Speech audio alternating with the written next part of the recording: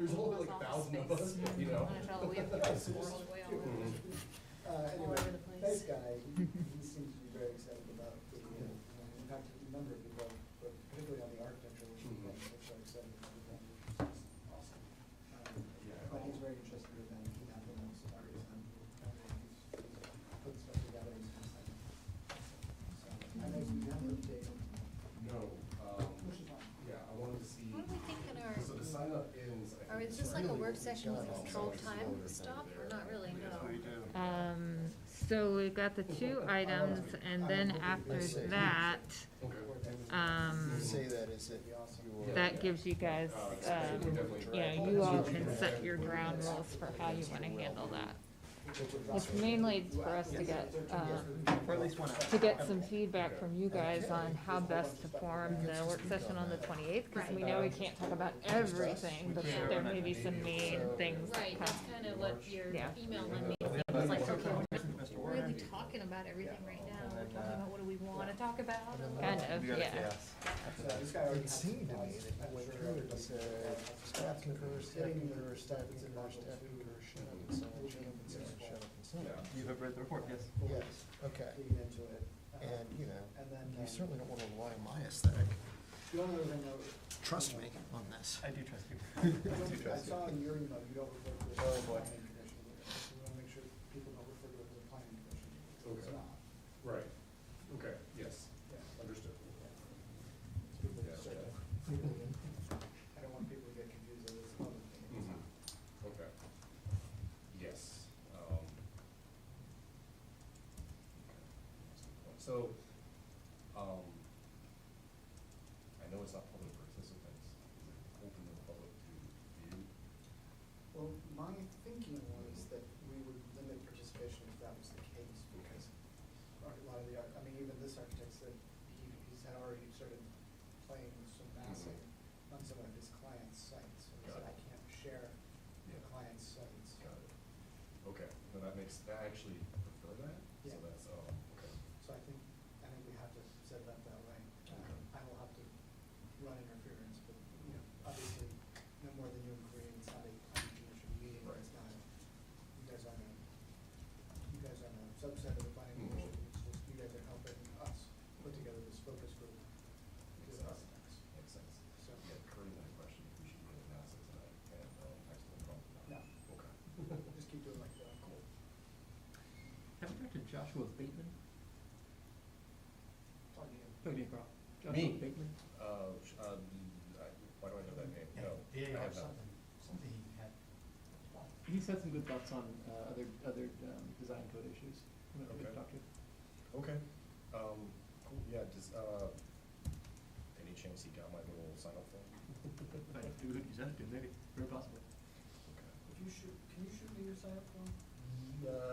Yeah, it was actually in the email that I sent you, Oh, just well, linked to it. the only one I got was from the one from the contract, that I remember. Okay, yes, I will send you, this is not turning on. That's the same issue, I don't know what's going Because on. that is. You're the youngest. Gremlins. Patch Tuesday, everything's broken. Apparently, it was, I turned it on 3 times today to make sure everything was on there. Same issue. And it was off. What's up, Jeff? That was a question about the. I don't know, I did some Googling too, and like, Oh, bad. there's some things that were like, alright, that looked like a skull, I don't know. But Yeah, not, but. the macabre subject. Yeah, Ben and Steve were pretty adamant that it's just nothing, in a 200-year-old grave, you need kind of chuckle like, nothing discernible, you know, we wouldn't, it wouldn't be one part so we could Does the see. radar just pick up a different density in the soil? The radar is detecting the disturbance, Okay. so they dug the hole, Mm-hmm. filled the hole, now that canal will have, over a period of time, a different density. Okay, so it, yeah, right. That's, So that, all that's picking up on is, and then of course it's the box hole. yeah. Right. I mean, I figure like at some point you're just gonna find, I don't know, maybe buttons and jewelry or something. Oh, I found, I bet. I mean, we have a corn. Yeah, I found something in his book. I have a But, Oh, no. thing is, they GPR and Calgary to not pick up everything, Yeah. but also Calgary to pick up something, so there's this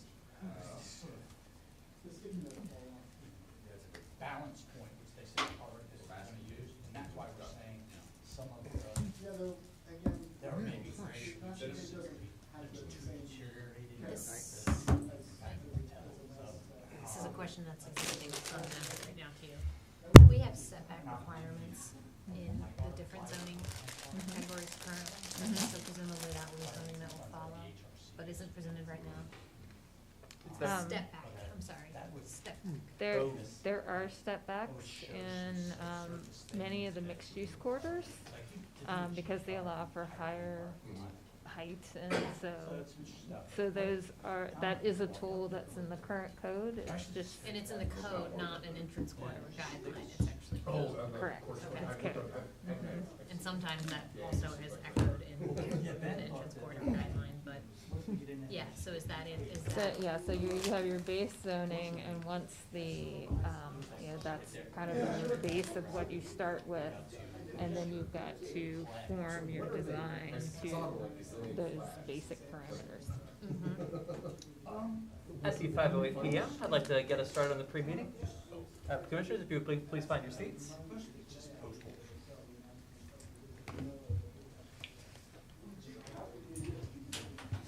Looking at the agenda, first up I see critical slopes for Buford item on the consent agenda. Any questions on that item?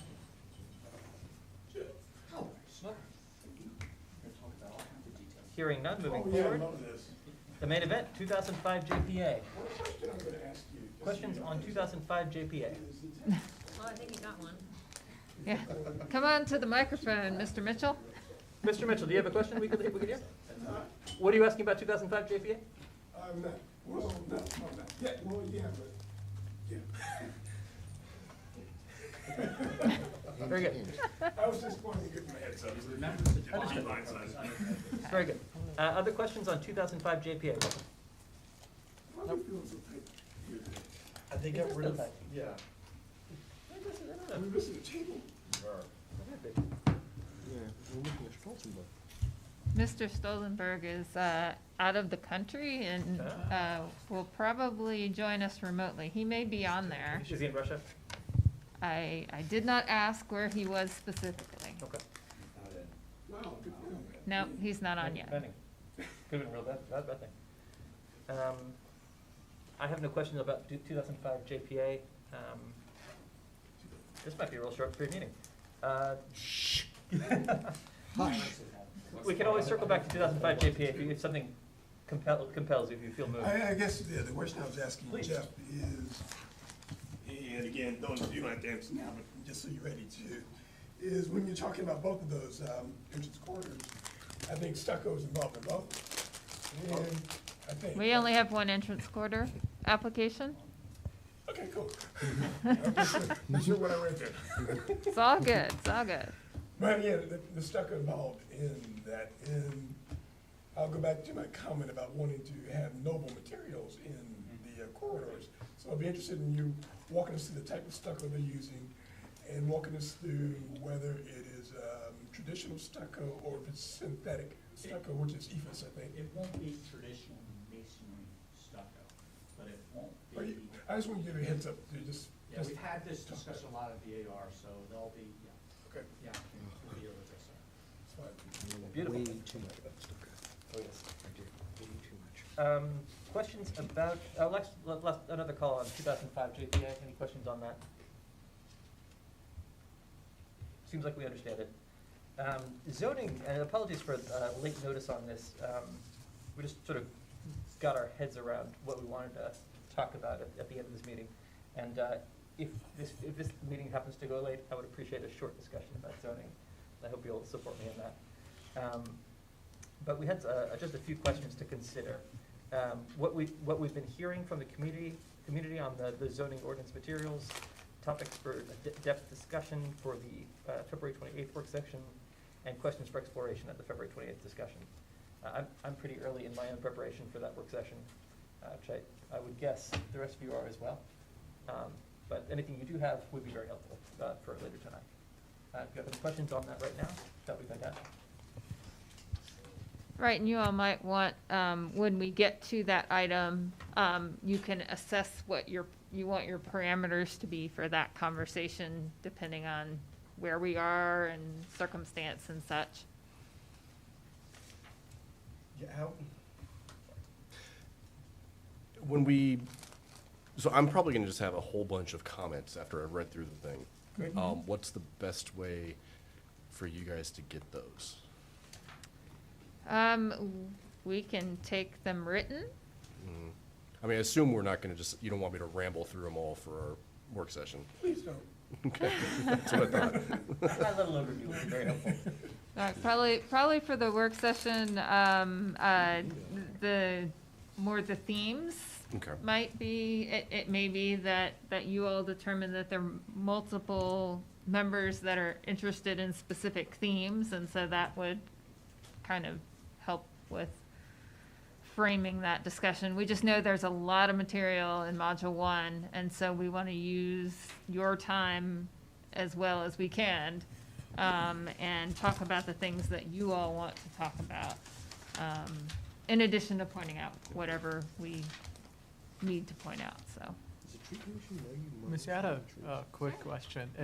Is there a way for you to, if you're receiving all these comments from us, to then send out like a whole list of comments that you've received? Since we can't really send them, we can't really like talk to each other. Right, well, let's see, so if you all were to submit comments in advance, we could compile them. I will note that for the entire process, as we're receiving comments, there is a database that has been set up to compile the comments as they come in and to put them into categories and such. So, so we do have a mechanism for that. But if you all conclude from this that you all want to have advanced comments, set a date, whatever we get on that date, we can compile. I think it'll be nice to see if we're saying the same stuff, or pick up on comments that I might not have seen. Thanks.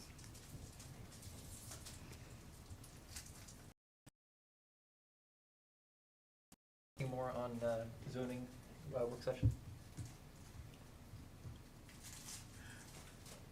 I have a thought, but I can make it now, or if we have time, I'll make it now. If we don't, I'll wait. I really like James, this document this is going to be the ordinance. It's going to have this format, right? Yes. I really like the way you've done this, and I really like being able to, for a person who reads the way I do, at a glance, be able to see what we're attempting to do. But I've gotten some feedback from folks that have read through this that suggest, and I'm neutral on this, that at every beginning, like residential A, maybe a couple of lines or paragraph that just talks about what the character of residential A, residential B, residential C is. That's the feedback I've gotten on that. Thank you. Take it back. Missy, I see you writing that down. Thank you. But again, I like just being at a glance to see what we're trying to do. Yeah, it's one of the themes all through this, is to try and make it readily digestible and to be able to quickly get to what is the information I need in order to move forward with my project. So Yeah.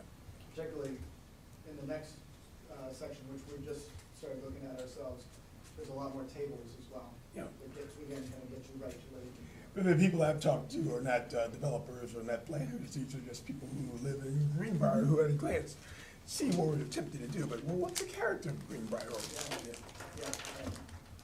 Oh, I guess my only comment on that is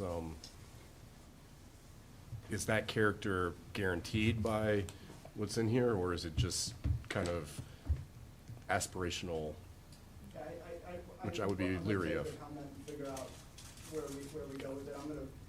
What I would find myself probably doing is relying on what we say in the comprehensive plan as well, right? Because that's what we're coming back to. And I think that maybe what they were hinting at, maybe just pull a blurb out of that at the top, put it there, and then move on. Effectively, it's to be maybe less about character and more about intent. Yep. Yeah. A What's the better intent word, of the better district? word. Yeah.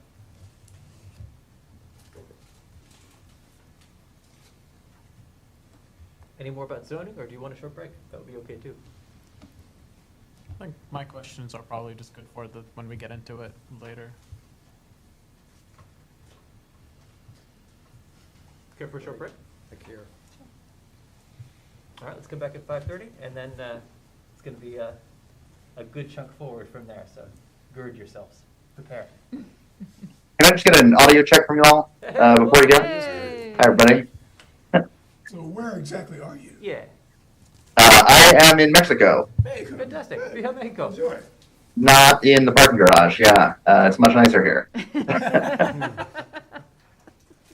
Enjoy. Hope you're having some good food.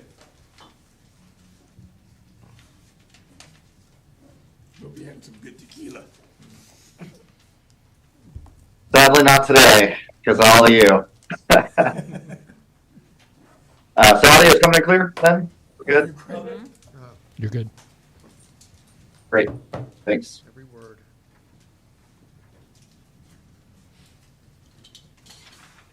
Does this mean our meeting just got longer? Sorry. Sorry, Rory. I couldn't help it. Ouch.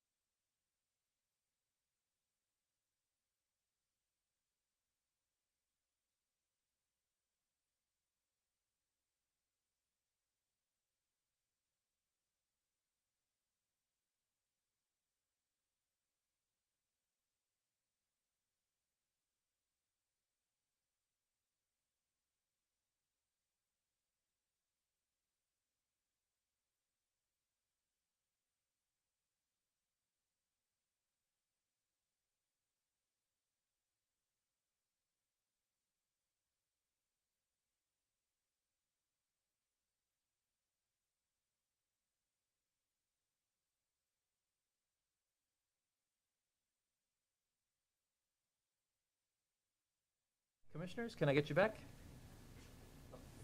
So, yeah, just I think I'm only down one. What spec you'll sign.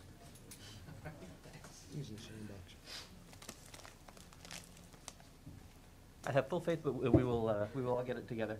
Let's proceed for now. Welcome all to the, oh boy, February 14th, Valentine's Day edition of the Charlottesville Planning Commission. Hope you're all are ready for romance. First up, speaking of romance, let's talk about Planning Commissioner reports. Mr. Mitchell, could you please start us off? I don't believe I have a report today. Amazing. Very happy BD to you as well. Thank you. So, a couple of meetings and/or work sessions back, Alex expressed to us that if commissioners wanted to have a participatory role on the CAP allocations or the Housing Advisory Committee, that see if they qualified for a category and apply, which I dutifully did. So we now have Planning Commission representation on the HAC, and we also have it on the Charlottesville Affordable Housing Fund Committee. I was named to both, and that committee, the latter, Brenda Kelly is in the midst of running a very complicated doodle poll to figure out when we're meeting. That's what I got. Thank you. Congratulations.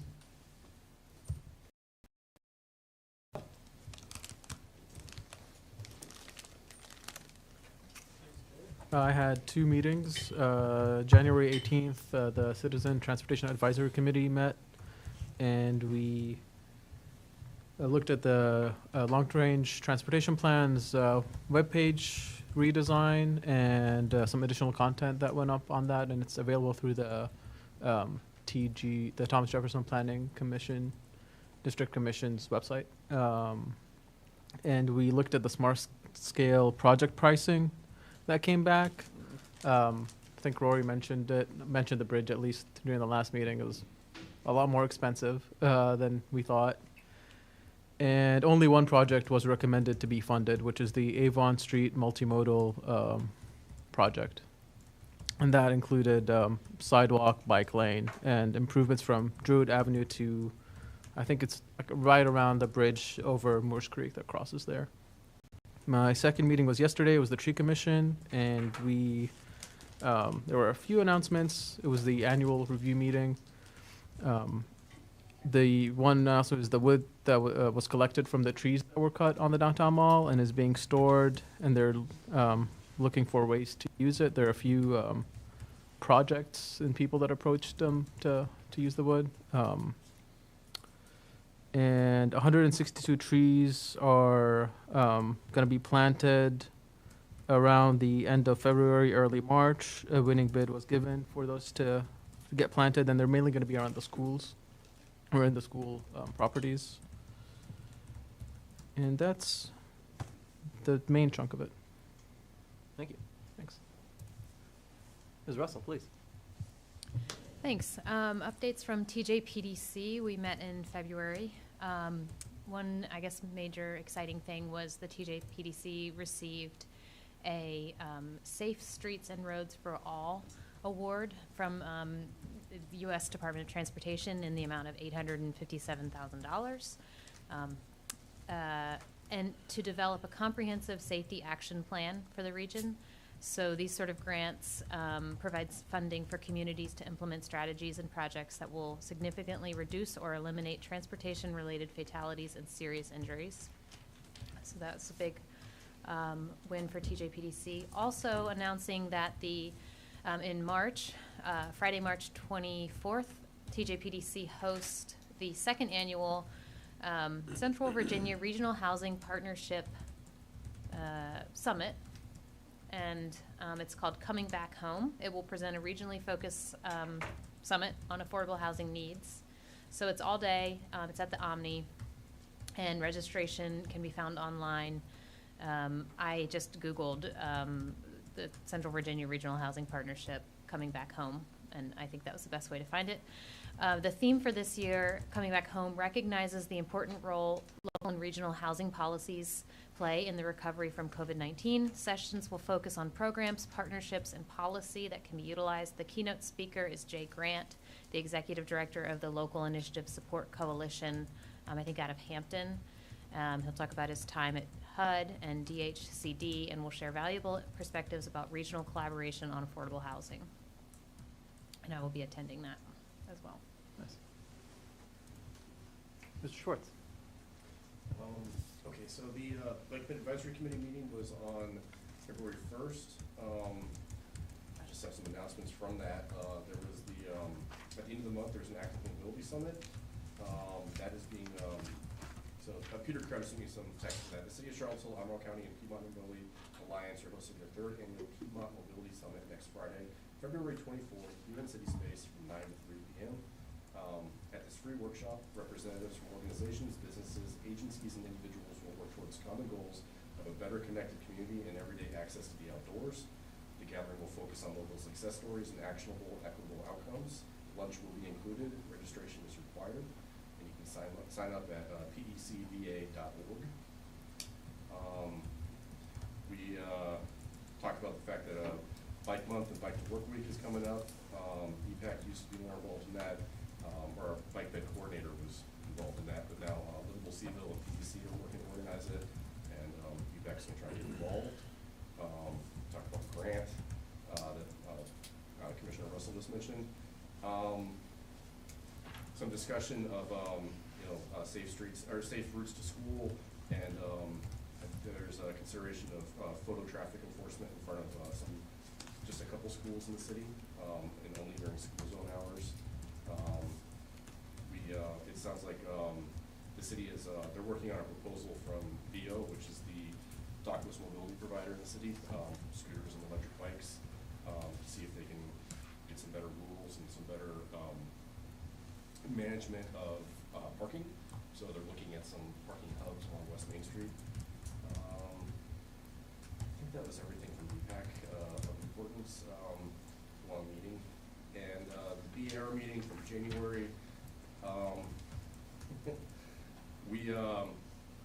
Well, I mentioned I would give a description of what went down with the solar panels on Methodist Church. I'm looking back at this, and I sent Councilor Payne a 3-page email in response. So I don't think I should read that whole thing. Thank you. But it's a complicated issue. It was I'm not even sure I voted the right. Sorry, forever couldn't hear any of that. I'm not even sure I voted the right way. But This was the BAR. this was the Board of Architecture Review, yes. To put the panels on the roof would have required removing 100-year-old, very good quality slate roof, replacing with asphalt shingles. Our guidelines are very vague, and our ordinance says to look to the Secretary of the Interior's standards and their advice in such a situation, and or where relevant. And the Secretary of the Interior standards are, well, at least their guidance is more conservative than we in practice have been. So the guidance there was very clearly to deny. From those who approved, the idea is that you really can't see the roof, so visually it's not a big deal. So it was complicated. It was difficult. Some guidance from council would be very useful. Obviously, we do need to update our guidelines. So that's it. Yeah, the BAR is not allowed to look at the comprehensive plan in the same way that the Planning Commission is. We're not supposed to take into account financial situations. The Climate Action Plan it's not really our purview. Our purview is what our guidelines say. So there are instances where the BAR has to rule in a certain way, and council, the process is set up for council to overrule us if that's the case. If we want a different outcome, we need to change our guidelines. So that's the gist of that. Thank you. Mr. Stolzenberg, can you hear us? I can, thanks. Just a brief update today. I attended the MPO technical committee meeting where we recommended new safety targets for the upcoming year. Thanks to our new transportation planner, we ended up recommending the more ambitious targets for fewer fatalities. I was pleased to see that. We also discussed the upcoming long-range transportation plan and a conceptual look at how to prioritize, potentially prioritize different things. That process will continue to develop. Our Charlottesville area transit is developing a new strategic plan, and Jaunt is developing a new transit development plan. So those will be interesting. And finally, the TJPDC will be submitting a RAISE grant for preliminary engineering on the Rivanna pedestrian bridge in order to hopefully reduce some of those contingencies. So next smart scale round, the cost estimate hopefully comes in lower because there's more certainty. Well, okay. Thank you. And Mr. Palmer, please. I don't think I have any updates for us this time. Thank you. As for me, during our last work session, you might have noticed I was a little bit cross-eyed. That was because legislation was being debated at that moment over whether the city of Charlottesville should be permitted to adjust its taxation to reduce the burden on buildings and increase the tax burden on land. Something that I personally believe is very important strategically and for affordable housing. Sadly, during our meeting, it died in committee on a party line vote. I continue to believe it's important to consider, but it is certainly illegal to enact, at least for the next year. We are still free to think about it and study it if we wish.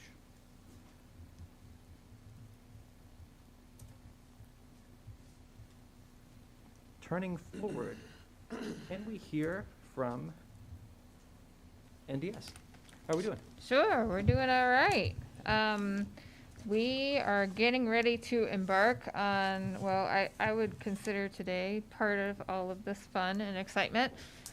We have Module 1 out on the street for review. A lot of people have been taking a look at that. We've been getting comments. Conversations have been occurring.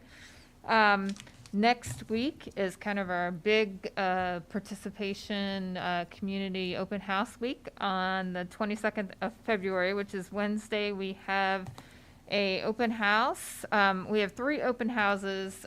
They're all similar material and in 3 different locations. So I was going to go through and this is all on the Seville Plans Together website, or if you go to the city website under zoning ordinance, it'll get you there as well. But you can choose one of these 3, or you could go to all 3. It's totally up to you. On February 22nd, Wednesday, at Charlottesville High School from 6 to 8:30. That's our first community open house. Our second is February 23rd, which is Thursday, and that's going to be at Buford Middle School, same time, 6 to 8:30. And these are drop-ins, so someone doesn't have to stay the whole time, or they can choose to stay the whole time. It's totally up to the individual. And then on Saturday, February 25th, we are going to be in this room in City Space between 11 and 1:30, and we're hoping that we'll get a broad group of audience come to those events. If we continue into the next week, we have our work session on the 28th. We'll be doing a little prep for that later this evening. And then the following day on March 1st is the steering committee for our project, Seville Plans Together. So a lot of things all in this kind of compact time frame. And we're also working on other opportunities as we have outreach from groups, trying to get schedules, all of these kinds of things, to try and help people as much as possible with questions and comments. So if you didn't catch any of those dates, you can go to the city website. Under zoning ordinance, all of those dates are there. And that's it. We're spending a lot of effort trying to make sure all of that is organized. Great, thank you. Mhm. At this time, I would like to turn to the public. Matters to be presented by the public not on the formal agenda. The tonight means absolutely anything. If you want to talk about anything, for example, 2005 JPA, this is the time to talk about it. Sure, and we'll handle this the same way that we have been handling our public comments. Again, as the chair noted, this is the public comment opportunity for this evening. So if you have any item that you would like to address to the Planning Commission, this is your opportunity to do so. We'll start with our in-person audience, and then we will alternate with our virtual audience, one person internal and one virtual, and we'll go back and forth until everyone has had the opportunity to speak. There'll be a 3-minute limitation per speaker. If you are in our virtual audience, please raise your hand virtually if you are interested in speaking, and you will be called upon in order. If you are on a telephone and you're a virtual audience, you can hit *9, and that will virtually raise your hand, and we'll call on you in that manner. So I'm going to start with our in-person audience. Do we have any interested speakers? Yes, sir. Good evening. My name's Stephen Johnson. I'm a resident of Fifeville neighborhood. I'm here on behalf of Livable Seaville to discuss homelessness in the Charlottesville and Albemarle areas. Housing is a human right, and it's a clear violation of that basic right when someone experiences homelessness in our community. The other underlying problem is also clear: insufficient housing. Homelessness is getting worse in our area. According to the Blue Ridge Coalition for the Homeless, the point-in-time count for our area jumped by 50% to 266 people in 2022. And the more than 440 people accessed the Havens Day Shelter services over 19,000 times in 2022. We need to overcome inaccurate stereotypes and address the factors that cause people to experience homelessness. While certain risk factors may increase the likelihood of an individual losing access to housing, attributing homelessness to individual choice or behaviors not only misunderstands why people become homeless, it results in harmful policies and defers real solutions. In their recent book, Homelessness is a Housing Problem, Greg Colburn and Clayton Page Aldrin analyzed data from around the country. I thought this was a fascinating study. They concluded that it's not the levels of drug use, poverty, unemployment, or mental health problems that predict levels of homelessness in an area, nor is it the weather or even the relative generosity of local social services. Instead, it's all about housing. The authors found that the cost and availability of housing explains regional variation in homelessness, specifically low rental vacancy rates and high rent. I'm here this evening to share copies of the book, Homelessness is a Housing Problem, with each of you. Inside, you'll find a flyer from our friends at the Haven with info about the invaluable work they do. We hope that you'll read this book and, as the city rewrites its zoning code and develops its budget for the next year, you'll help implement its lessons so that homelessness in our area becomes rare, brief, and non-recurring. Once you finish reading it, please pass it along to someone you think might benefit from learning more about this important topic. Thank you for your time.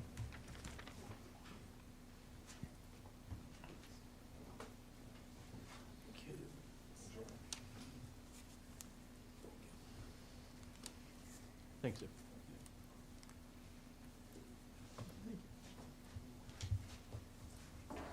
Thanks. I would describe this as de minimis.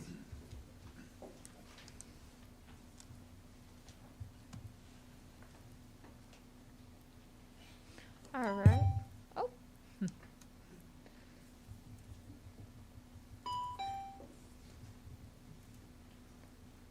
Okay. Our next speaker will be a virtual speaker, and the person at the list is Kenneth Hill. Kenneth, can you hear us? Hello, can you hear me okay? Yes, sir. Okay, hi, my name is Kenneth Hill. I am the owner of a duplex on Washington Avenue, which is basically across the street from the JPA 2005 project. I have several concerns with the project. The height of up to 101 feet on the side of Washington and Observatory Avenues is too high in conjunction with other nearby buildings and doesn't fit in well with the JPA neighborhood. As planned, the structure will tower over surrounding houses with concomitant effects of natural light, shadows, and quality of life for the residents and people living nearby. Parking is also a problem as far as the traffic that will be expected to increase with 390 tenants for this project.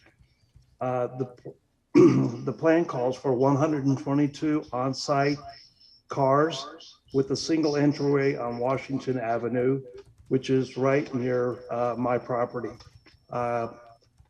It is not enough for 390 tenants, visitors, and service vehicles.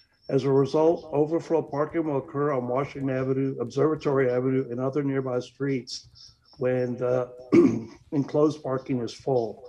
The added traffic for the facility will create bottlenecks and traffic bottlenecks and safety issues for vehicles, bikes, and pedestrians in the area. So also, there will be equipment that will be mechanical equipment for the building that will be located in the parking area. This mechanical equipment will come off and on and will generate a lot of noise, and it will also and humming, and it will potentially disturb the neighbors and the tenants in the area. So we'd like to know more about that as far as what the plans are for that and if it will be enclosed. So the main concerns are the traffic will definitely increase, and especially during the construction period, there will be bottlenecks on Washington Avenue in particular. Cars park on both sides of the street. Most of the students who live in this rental area along Washington Avenue do have cars. I can attest to that from the tenants that I have currently. And so these are some of the main issues that I have with this project. Thank you. Thank you.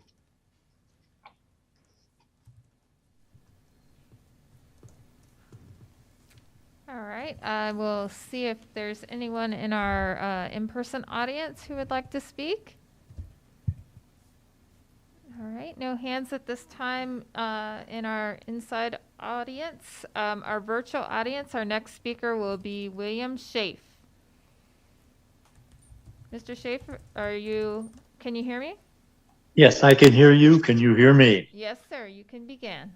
All right, so good afternoon, ladies and gentlemen. I'm grateful for the opportunity to have the opportunity to talk to you this afternoon. My name is William Schaaf, and I own the property at 113 Washington Avenue. The property and my adjacent neighbor, Mr. Hill, that just talked to you, are probably the most significantly affected by the proposed design as to the ingress and egress from the parking garage, from the relationship of or location of the garbage facilities, and of course the mechanical systems. They are all three directly opposite the driveways of our properties. Over the years, I have tried to provide affordable housing to Charlottesville residents, and they are just common folks. They're not rich developers. They're good tenants, and they deserve to be treated well. And so I'm asking this afternoon I want you to understand that they will suffer because of this design. Washington Avenue is not designed for the ingress and egress that the traffic design creates. I'd ask you to consider making them put the garage entrance and some of the mechanicals maybe in the middle of the walkway in the back, and certainly the garage entrance in the front that would exit and enter off of JPA, which is a street much more suitable for handling the number of cars that will be involved in the owners or occupants of the property. Of course, all of the things that Mr. Hill mentioned are important to me, and so I'm not going to review them. But we are, again, being most, I know we stand in solidarity with our other neighbors. There's a short and a long run of concerns with the consideration of parking, noise, lighting, environmental impacts, and safety services. And I encourage you, as you review this application, to reject this plan and have the developers redesign it to minimize the impact of these items in particular on the folks who live there and are neighbors and owners of the houses. I appreciate the opportunity and thank you again. And thank you.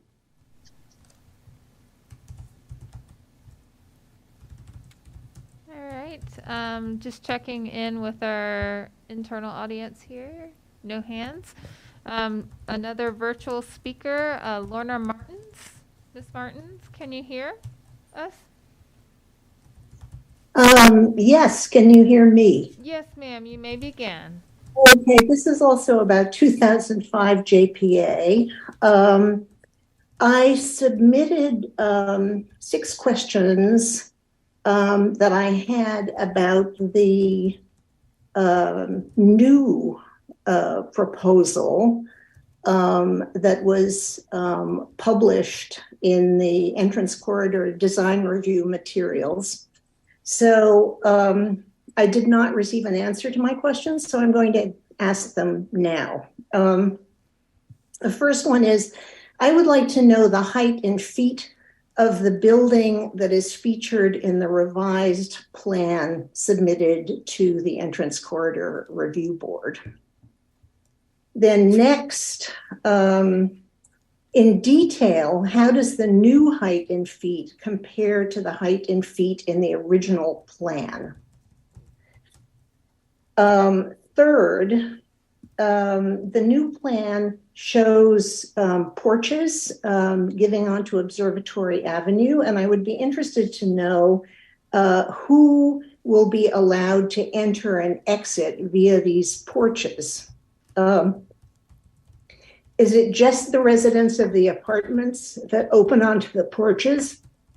Or is it going to be all residents of the building, their guests, delivery persons, and so on?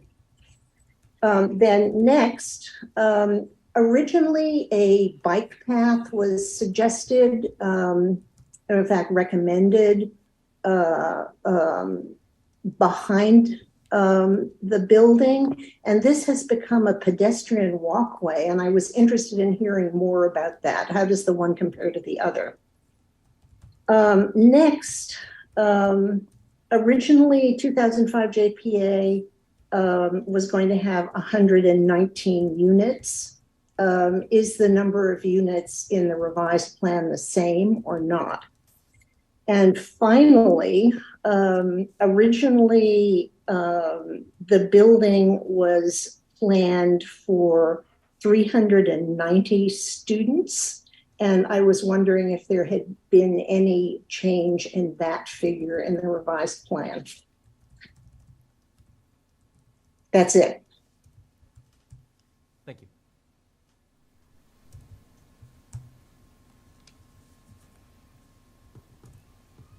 All right, I still don't see any additional hands in our in-person audience.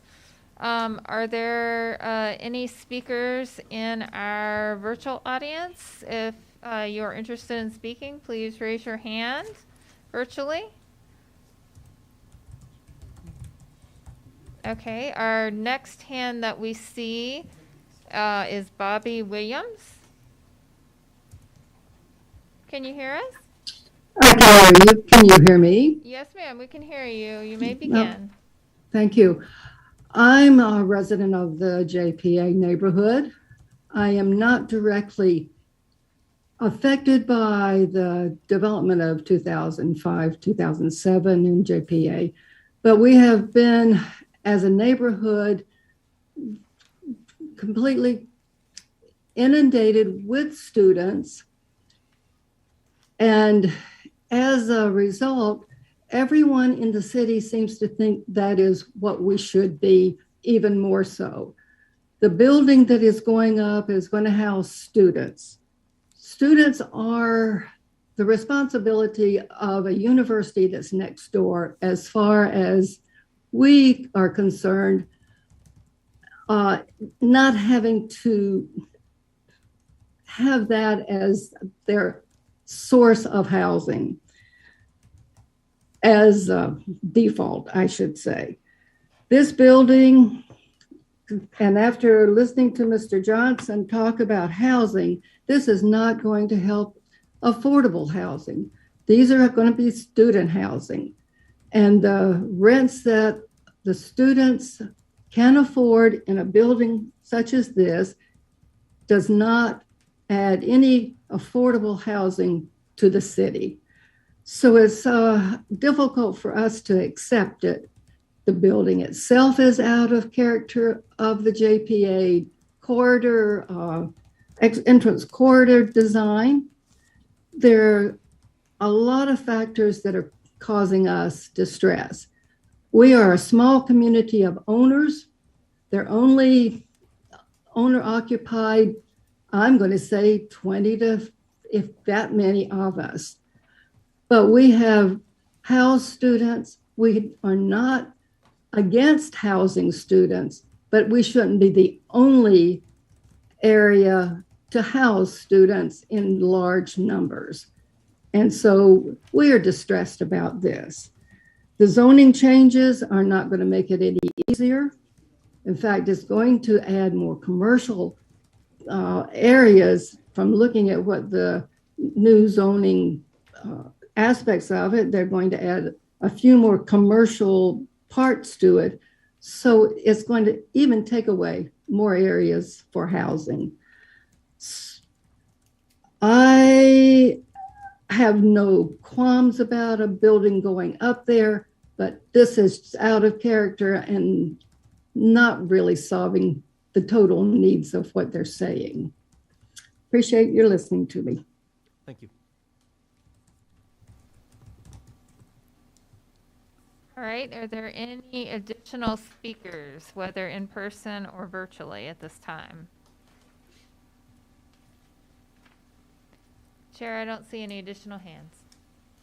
Thank you all. At this time, Oh, one just popped up. please. All right. Oh, and it went away. It's back. You are welcome. Okay. Okay, well, Ms. Williams has already spoken, so, I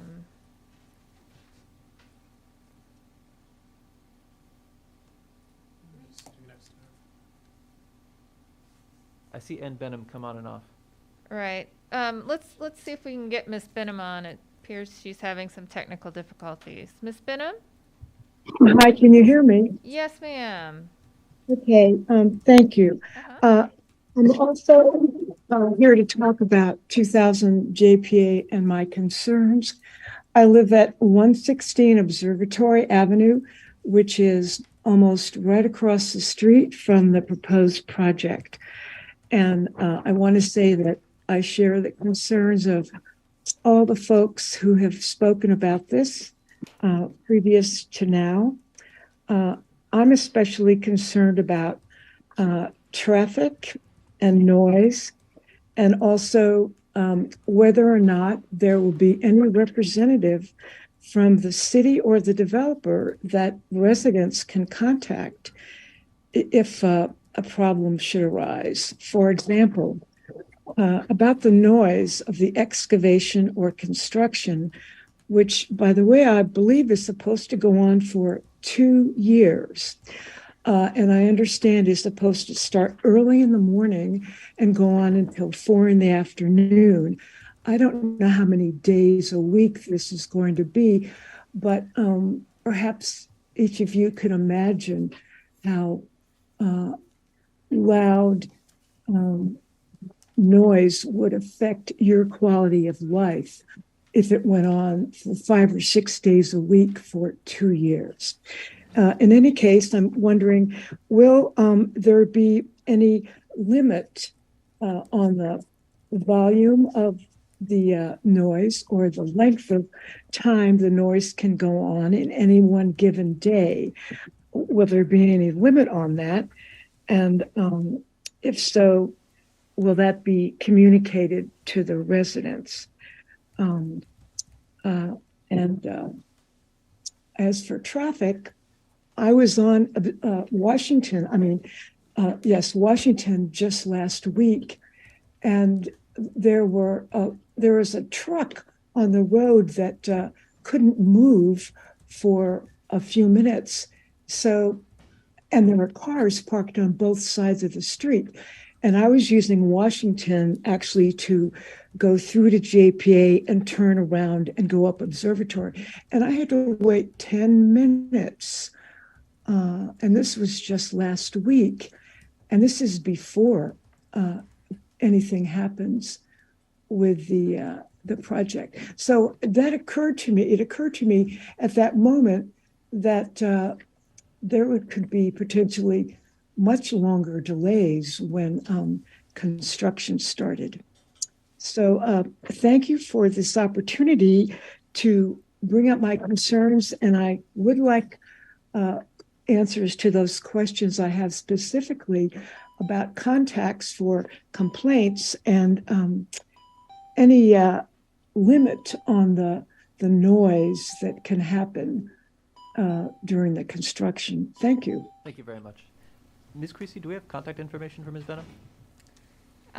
There is we have a document online for residents to contractors, and so it has some very basic information. If there are noise complaints, that's actually a call to the non-emergency police number. But if it's construction related, in most cases, construction is exempt from noise ordinances around town. So that gets a little bit tricky, but we do encourage our contractors to be good neighbors as they're doing their projects. And many of our contractors will work with people in the area to do the best they can to coordinate. But it's a complicated time during construction, and we do have some resources and contacts, but most of it's going to be exempt. Thank you. Turning to the consent agenda. Oh, Mr. Hill spoke already. Mm-hmm. Apologies. I would like to close the public hearing, or not hearing, but Matters from the public at this time. Turning to the consent agenda, I see 2 items on here. Do I hear a motion on this item? I'll move to approve the consent agenda as presented. I would like to offer a friendly amendment just to dot the i's and cross the t's. Please state that. And I'll supplement that by noting that there is a critical slope waiver in the consent agenda. And staff has recommended that we approve that waiver.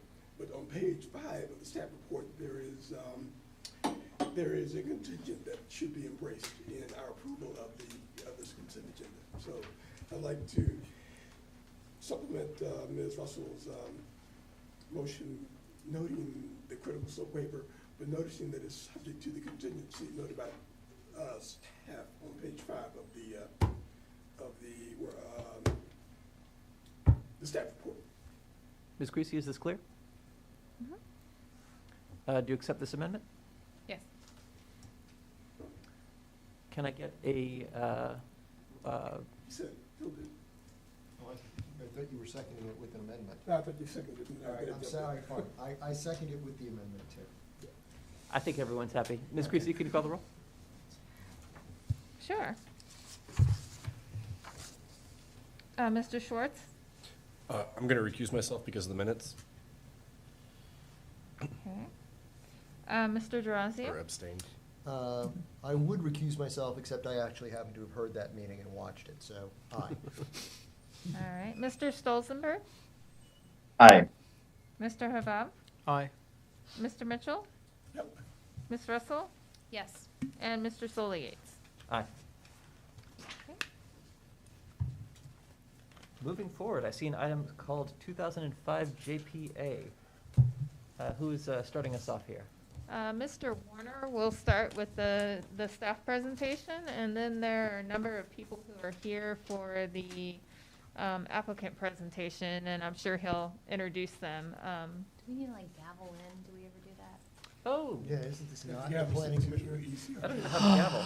Oh, that is true. Yes. That is. I Please declare do us that. to no longer be the planning commission, but something else entirely. The, no, we're not the BAR, we're the Entrance Corridor Review Board, or ERB. If you're nasty, knock, knock. Lisa Green is just,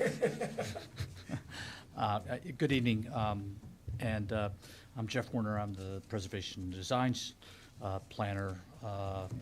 Myself and my new assistant, Molly Murphy, take care of you all and the Board of Architectural Review and the Historic Resources Committee. So tonight I'm wearing my ERB hat and bringing you this project at JPA, and this is why we've been having conversations with you the last month or so about the responsibilities of the ERB. So this is a design certificate of appropriateness, a COA request for the project at 2005 Jefferson Park Avenue.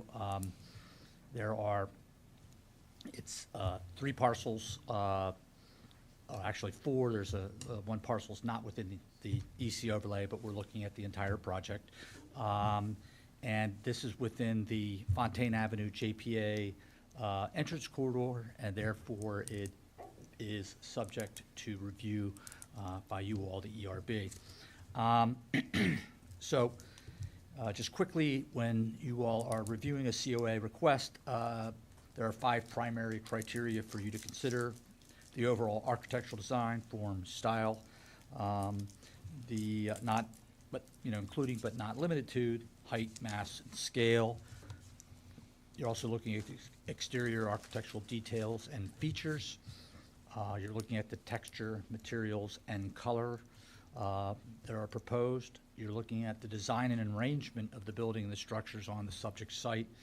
And then the 5th criteria is sort of all of those bundled together. Does that result in as a whole, is that something that is architecturally compatible or incompatible with the entrance corridor? So the applicants are here. We'll get into a lot more detail on the request.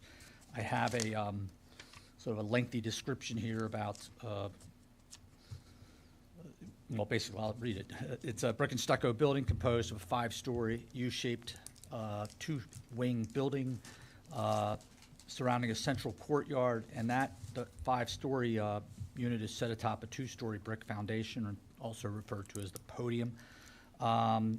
Each wing is approximately 62 feet wide and running north-south, and it's separated by a roughly 30-foot wide courtyard.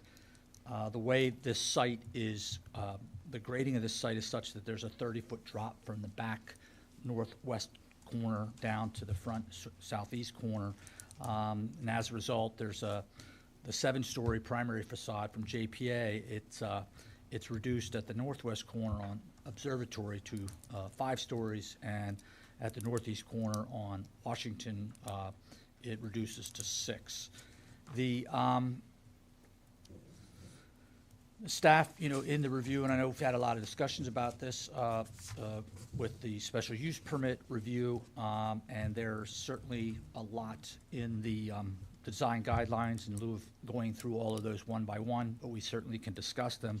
The recommendation we have is that the improvements are appropriate, given the comprehensive plan, given the design guidelines, and recommend approval of the COA. I've included a list of recommendations, conditions of approval, should you all choose to to go that route. I've also made some notes to amend the motion to kind of address the question about the stucco.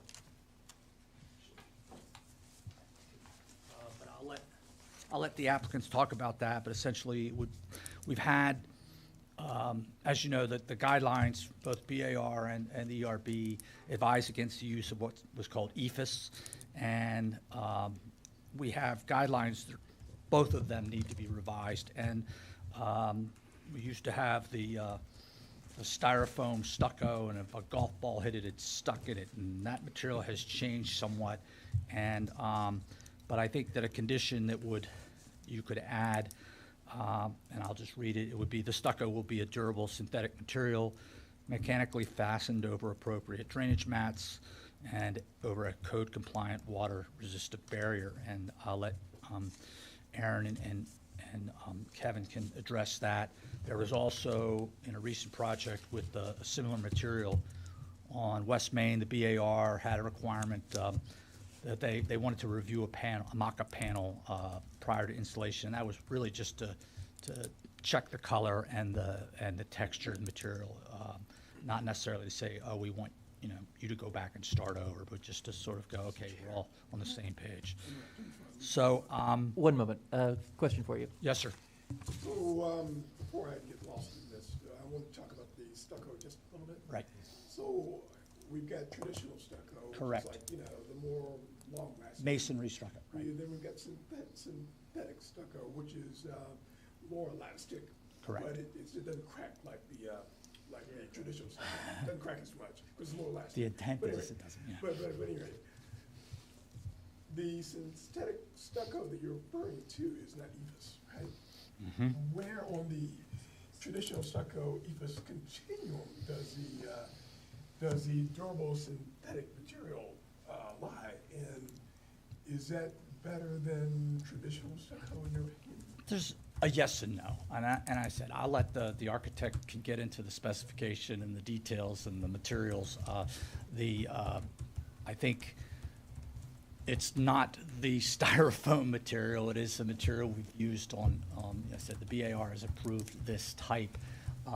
You can certainly let me put it this way: if there are questions about a material they're going to use or anything, and this is Mr. Stoltenberger and I were talking about this earlier. If there's anything that I haven't answered, I don't answer sufficiently, you all can adopt a condition to address that.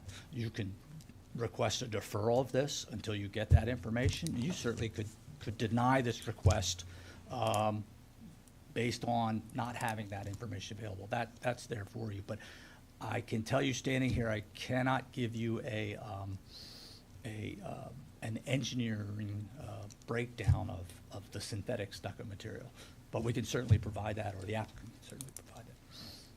So, but I understand what you're saying. Like I said, this is where we've gone with the BAR's discussion of this, from that, the old type that got banged up and dinked to this surface material. This is a different type of material. So, but I think your question's valid. But I don't know if I can answer it. Please continue. Thank you. What that? Please continue your presentation. Okay. So I'm sorry. And just I tried to keep notes while the folks were asking questions. Missy certainly addressed the noise issues. That's not something that falls under my purview. What's going on during construction, traffic and parking, not under my purview. In fact, the thing about this project that is appealing is the parking is inside and not visible. The heights and specific numbers, I will let the applicant address some of that. This project, the height of this project was approved. There was a special use permit approved by City Council, and it established those conditions and those. So we're now working with the boxing conditions that council approved. And there was for example, and then the next question was about the porches on Observatory Avenue.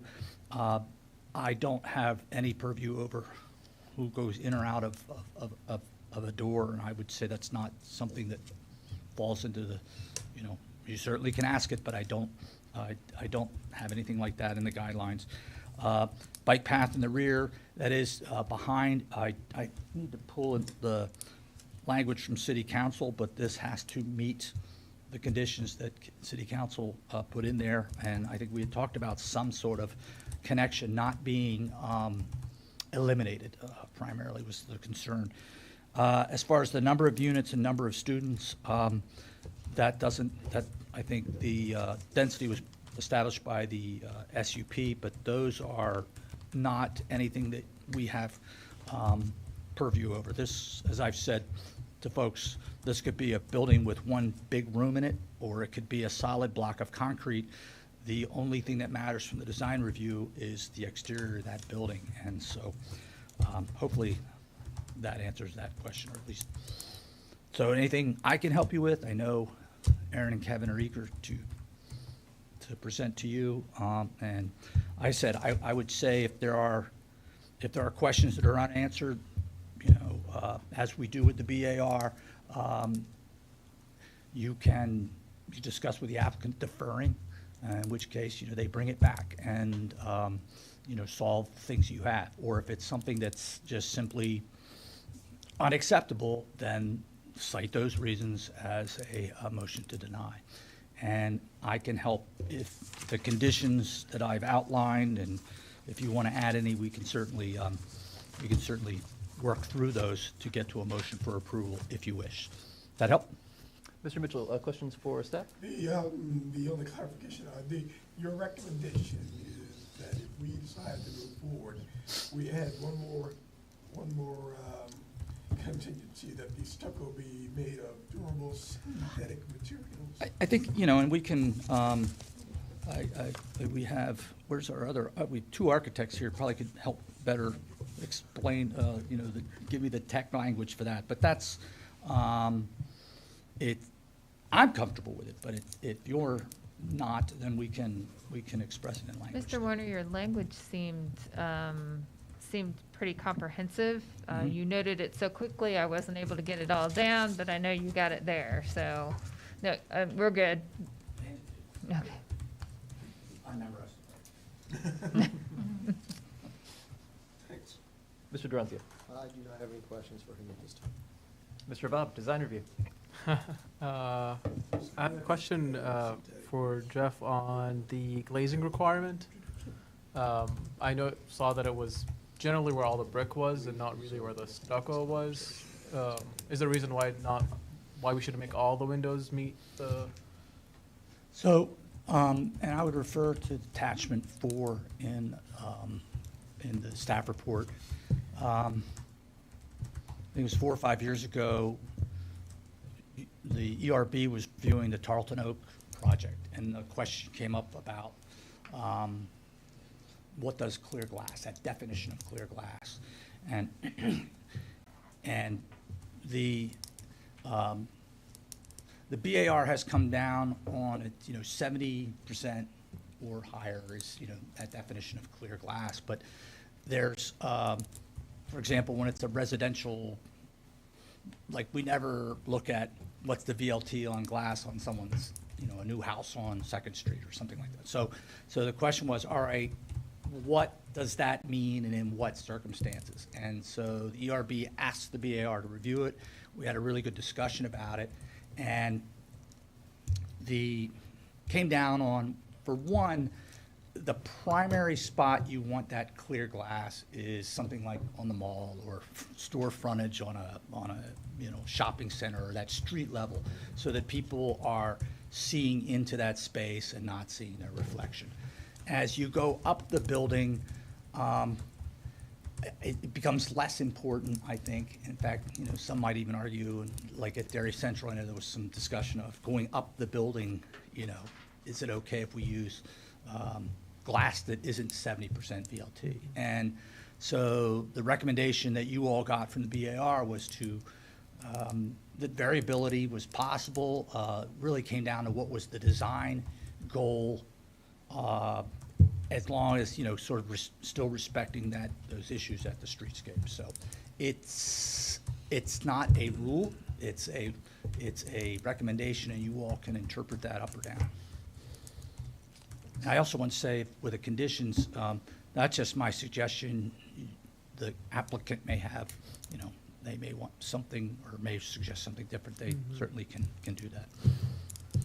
And I guess a note on the stucco, there's, you can get like high, like impact stucco. They even make them hurricane proof if you want to go that far. So I think that might be the language we could use, because, I mean, they do use synthetic stucco in an EFIS system. The EFIS is like a system of different parts, with synthetic stucco being the face of it. So you could just spec a higher impact resistant one. And I'm looking at Carl to correct me if I said something wrong. I don't think you said anything wrong. I mean, I can get into this when it's time for comments, but it just seems like everything that would be EFIS is above the street level. It's not touching the ground. It's not, I mean, EFIS today is not EFIS from, forever ago. It's not, the concern isn't the impact. It's EFIS back in the, when it was first developed, trapped water in the building assembly. So then it would, rot the building. Today they've fixed that. There's a drainage plane. And no architect would design a building without a drainage plane in there. No competent architect would do that. So it's, personally, the word EFIS doesn't scare me. I don't think we can do anything, but that's just me. That's fair. That makes sense. I think that's all I had for now, and I'll have some after I hear from the applicant.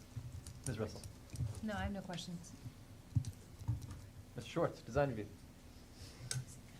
I don't know who this question is for, but it's so there was the requirement in the SUP approval to follow the streets that work plan to have a 3-foot buffer between the sidewalk and the street. And I guess that just seems kind of silly, because we're basically not allowing trees in that buffer by making it just 3 feet. So I don't know why we landed there. I checked the streets that work plan, and I guess it does say a 3 to 6 foot buffer is suggested for these areas. We settled on 3 feet. I mean, is that, okay, so here's my question. The BAR tends to have a feeling that they can push and pull a little bit during these applications. Does the ERB have a similar Flexibility. My understanding is if there's something established by the SUP, then it's locked. Now, I mean, I'm not the city attorney, nor do I want to be. So, but that is my read of it. Any additional? No. Thank you. Mr. Stolzenberg. Oh, that's right.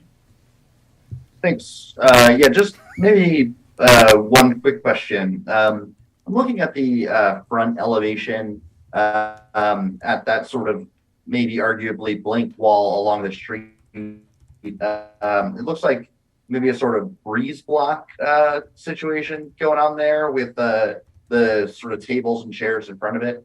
I guess my question is, is that whole setup, including the tables and chairs, part of this COA? Not be part of it? Like, can they remove the furniture because it's not part of the building elevation or the facade they presented to us? You can. That's the question. You can require it, I guess. I mean, a lot of stuff is seasonal, gets moved around. I mean, think about like the mall. We didn't, we ended up bolting things down and, Yeah, we're not going to be concerned Yeah, about but- the locations of tables and chairs that show up in drawings. Yeah, I mean, I don't know if I'm hearing your question right. They do call them built in at some point in there, I think. I don't know if that makes a difference. Rory, we keep I guess- losing you. Oh, not here. All right, we'll skip that question. I'll let, the applicant speak to how that space is programmed and if there are, I guess, seating built into the wall or designed into the masonry walls versus metal furniture that may appear there or not. Can I hand it over to them? Mr. Palmer, do you have questions on this? I do not. Thank you. I see that we benefit from one Mr. Payne. Do you have questions for the staff on this? Just a high-level question in this process. What kind of locks in what's approved from happening? How much enforcement or room for adjustment is there from what we're looking at in the packet right now? So, and this is where I could say within the historic district, BAR's involvement, we would probably see greater detail in the elevations, wall sections. Entrance corridor tends to be more of a general view. Generally, what does this look like? Now, what happens, and so this isn't the first time I look at something, and the same thing with the historic districts. It'll come in for approval. It's also, a lot of these are reviewed for the site plan, so there's things that we're looking at there. It also comes back in for a building permit, so I look at it there. So I try to look at the application in terms of what it is somewhat different than when we review it with the BAR, but I know that something's gonna come back as a building permit, and do I see, is it significantly different, or is it slightly different?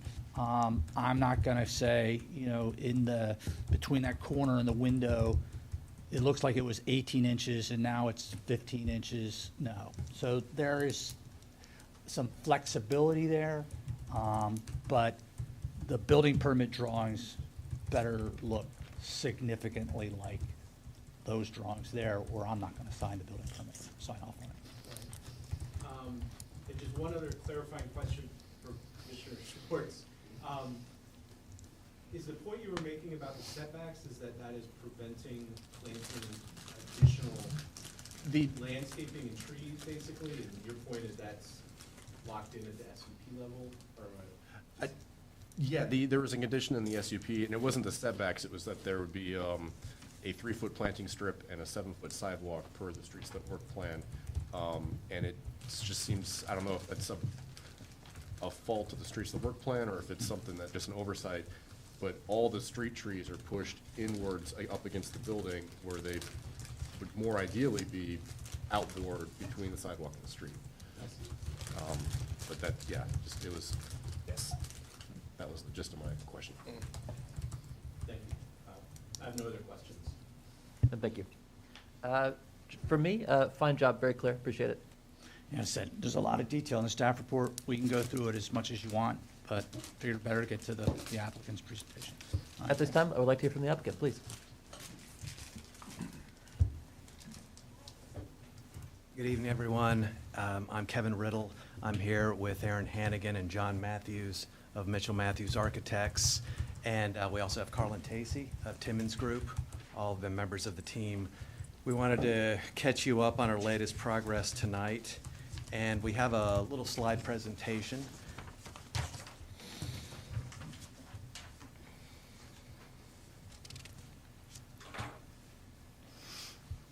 We can go to the next slide, Patrick. Thanks. So we'll start out, we'll go through a few sections. The first is just highlighting some of the parts of the ERB guidelines that I think are most relevant to what we're going to be discussing tonight and how they relate to it. So next slide. I'll start by mentioning Chapter 5 of the guidelines, in which it describes the vision for the Fontaine Avenue and JPA corridor. It uses these words: foremost considerations are traffic calming provisions for pedestrian safety and pedestrian amenities such as sidewalks, landscaping, and transit stops. So in other words, how the project engages the street is of first importance.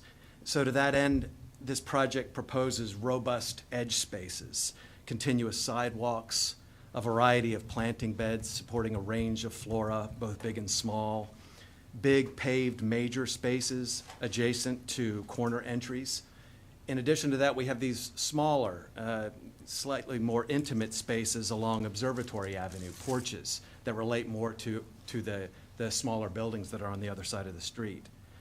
Together, these steps, terraces, and site walls, they all have the potential to expand the public realm beyond the city sidewalk and encourage social activities. The project proposes many spaces where people can gather, whether to catch up and chat or simply to take a load off and unwind. And these spaces would include tenants, but they aren't necessarily exclusive to them. The entry terrace there you see in the middle image, as well as a pedestrian path we propose at the rear of the site. We expect that those would be used by many of the people in the neighborhood, not just the people in the apartments. Next slide. To help strengthen these hedge spaces, the project envisions a generously planted perimeter. Carlin will be talking more about that later. Pedestrian routes and gathering spaces will enjoy beauty, shade, and comfort provided by street trees. And in the process, functional needs beyond comfort and aesthetics will be supported where the landscape contributes to stormwater treatment. Next slide, please. So within the layers of landscape, we imagine a building that emerges gradually. Massing is reduced in several ways with this current proposal. We use step backs at upper stories to create a terraced effect. We allow taller parts of the architecture to recede in a different material. The material changes further discourage impressions of a monolithic form. And the brick facades, especially that we've restricted to 3 stories above the podium level, we hope that they sort of shift focus to the lower stories, and that the darker muted stucco tones above would then recede more in the background. Next slide. The fenestration is oriented vertically and scaled to residential proportions. We do have larger windows and storefronts, but they're proposed only along JPA and at the entry where more prominent openings are appropriate. The range of openings also helps to mitigate against repetitive facades. Next slide, please. Now we'll look at a couple of images of the JPA corridor. Next slide. You'll be familiar with some of what you see here.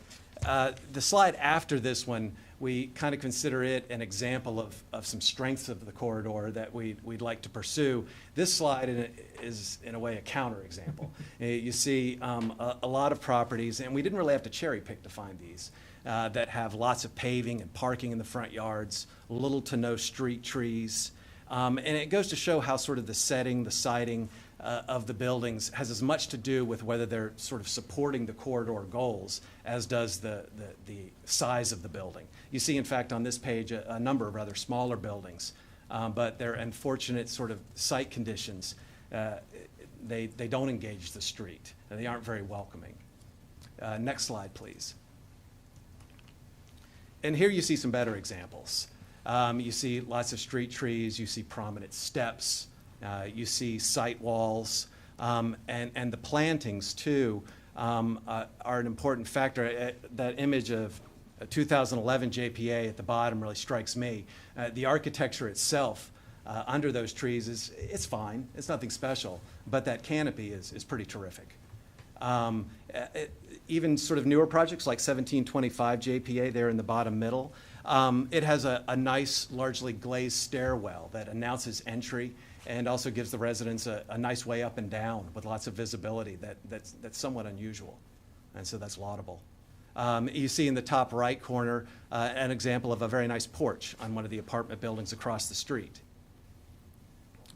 And on to the next slide. So now we'll get into some of our imagery showing both the previous design and the current proposal. Next slide. This is just to orient you. Yeah, you know where we are. We can go to the next slide.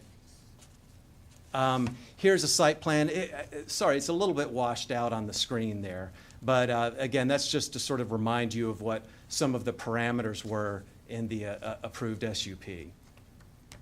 Next slide. And here we have the first image of the previous proposal. I think you saw this before. We're looking at the corner of Observatory Avenue and JPA. Next slide. And so what we'll do with each of these, and I'm sorry, this one's really hard to see, but we kind of reduce the original design to an outline, and then the next slide. And then we have overlaid the new proposal. And so the dark red is the outline of the previous proposal. The red fill, the lighter red fill, shows you what in a way has been reduced or subtracted to get to the current proposal. Next slide. And so this gives you a sense right away of the very different material palette. And you can see too, not just up at the corner near the entry where Washington and JPA meet, but also toward the back. If you look up Observatory Avenue, there's a lot more sort of terracing that we used at that back corner to address massing where the building gets the closest to the smaller houses that are up the street there. And the next slide. Now we've turned to look from across the street toward the main entry. Next slide. And the next one. And there again, you see how the massing has changed, in particular there at the frontmost wing where the entry is located. And now the next slide. Here you see the proposed project. And I want to note that Carlin will be talking later about the landscape. And in some of the images, you're seeing some landscape that we had put in initially as kind of a placeholder. It does give you a pretty fair sense of the sort of atmosphere we'd like, especially as trees have matured. But some of the slides she'll be talking about will show you really more specifically what these plantings will be like than this perspective does. And the next slide. We threw one more in, and we did this in a few cases just to take those street trees away, so you just get a better look at the architecture at the lower stories, if that helped to clarify the design. And we go to the next slide. Here we are at the corner as you approach from UVA. And the next slide, maybe go two ahead. Here we go, the previous and now the new. And you can see at the upper level there, the upper 2 stories, we've stepped back about 12 feet. And we think that what we end up with, if you go to the next slide, is an architecture where there's just fewer elements vying for position. It's gotten, we think, a bit quieter as it sits here on this corner. You also notice, too, that we revisited the way we use that brick base. It used to just sort of travel around, all around the building, and the building had a kind of a stratified effect. In this case, we wanted to go more for kind of juxtaposition. So the bricks do come up in certain places and creates, we think, a better variation over what was before. The next slide. And now we're going to move into the landscape design, this part of the presentation, and Carlin will take over. Thanks so much, Kevin. As Kevin said, I'm Carlin Tacey. I work with Timmins Group. I'm the landscape architect on this project, and it's my pleasure to talk with you about our intentions for the landscape. So here you're seeing the site plan. We're getting to see sort of all sides of the intended streetscape. And we're going to kind of talk again about those different views on Washington Observatory and JPA. We can go to the next slide. So looking here at a section across JPA, you can see that we're trying to nestle ourselves into that streetscape. As noted earlier, it's important that we do the work on some of those street trees there in our front landscape, since the power lines do run through the middle of that median.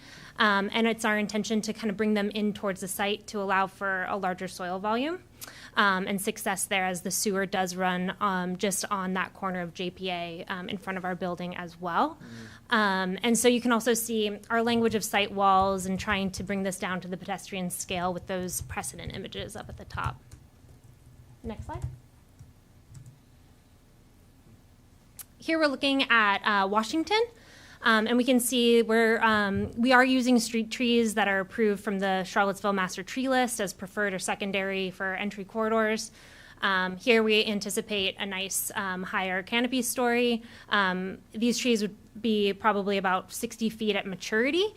This isn't quite their mature height, right, that we're showing here, but we're showing that upper canopy with a lower street planting, sort of more at the pedestrian level, at the hip level there with some shrubs and grasses.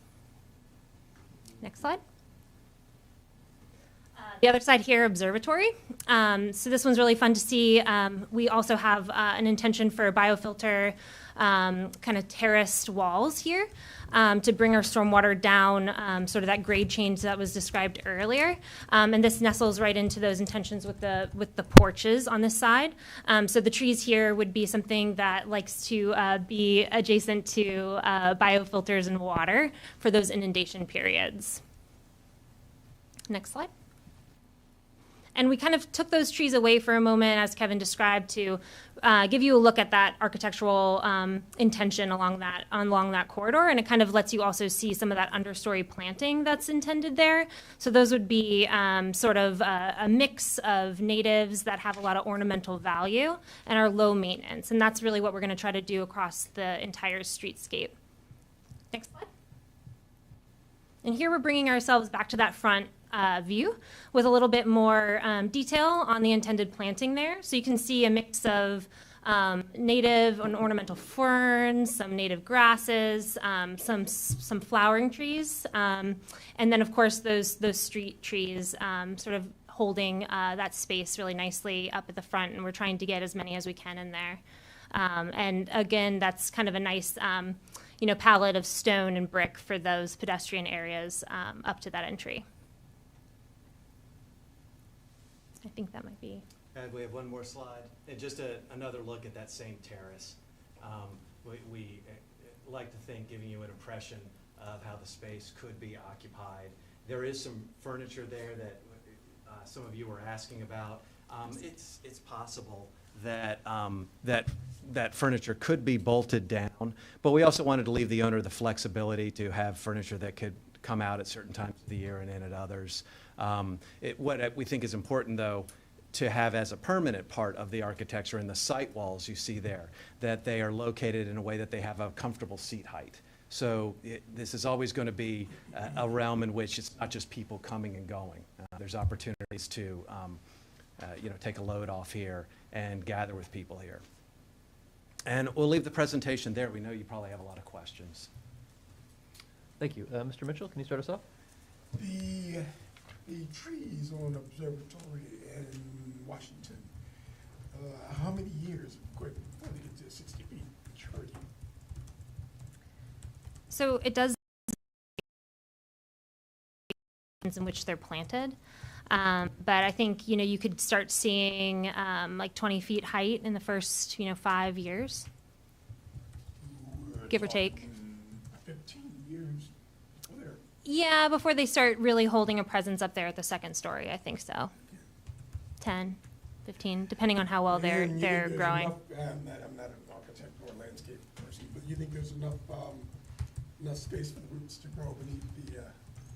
Yeah, we do. This is a pretty generous planting, sort of within our property line of about 8 to 12 feet in some areas. And so that should be plenty of room for those trees to reach out.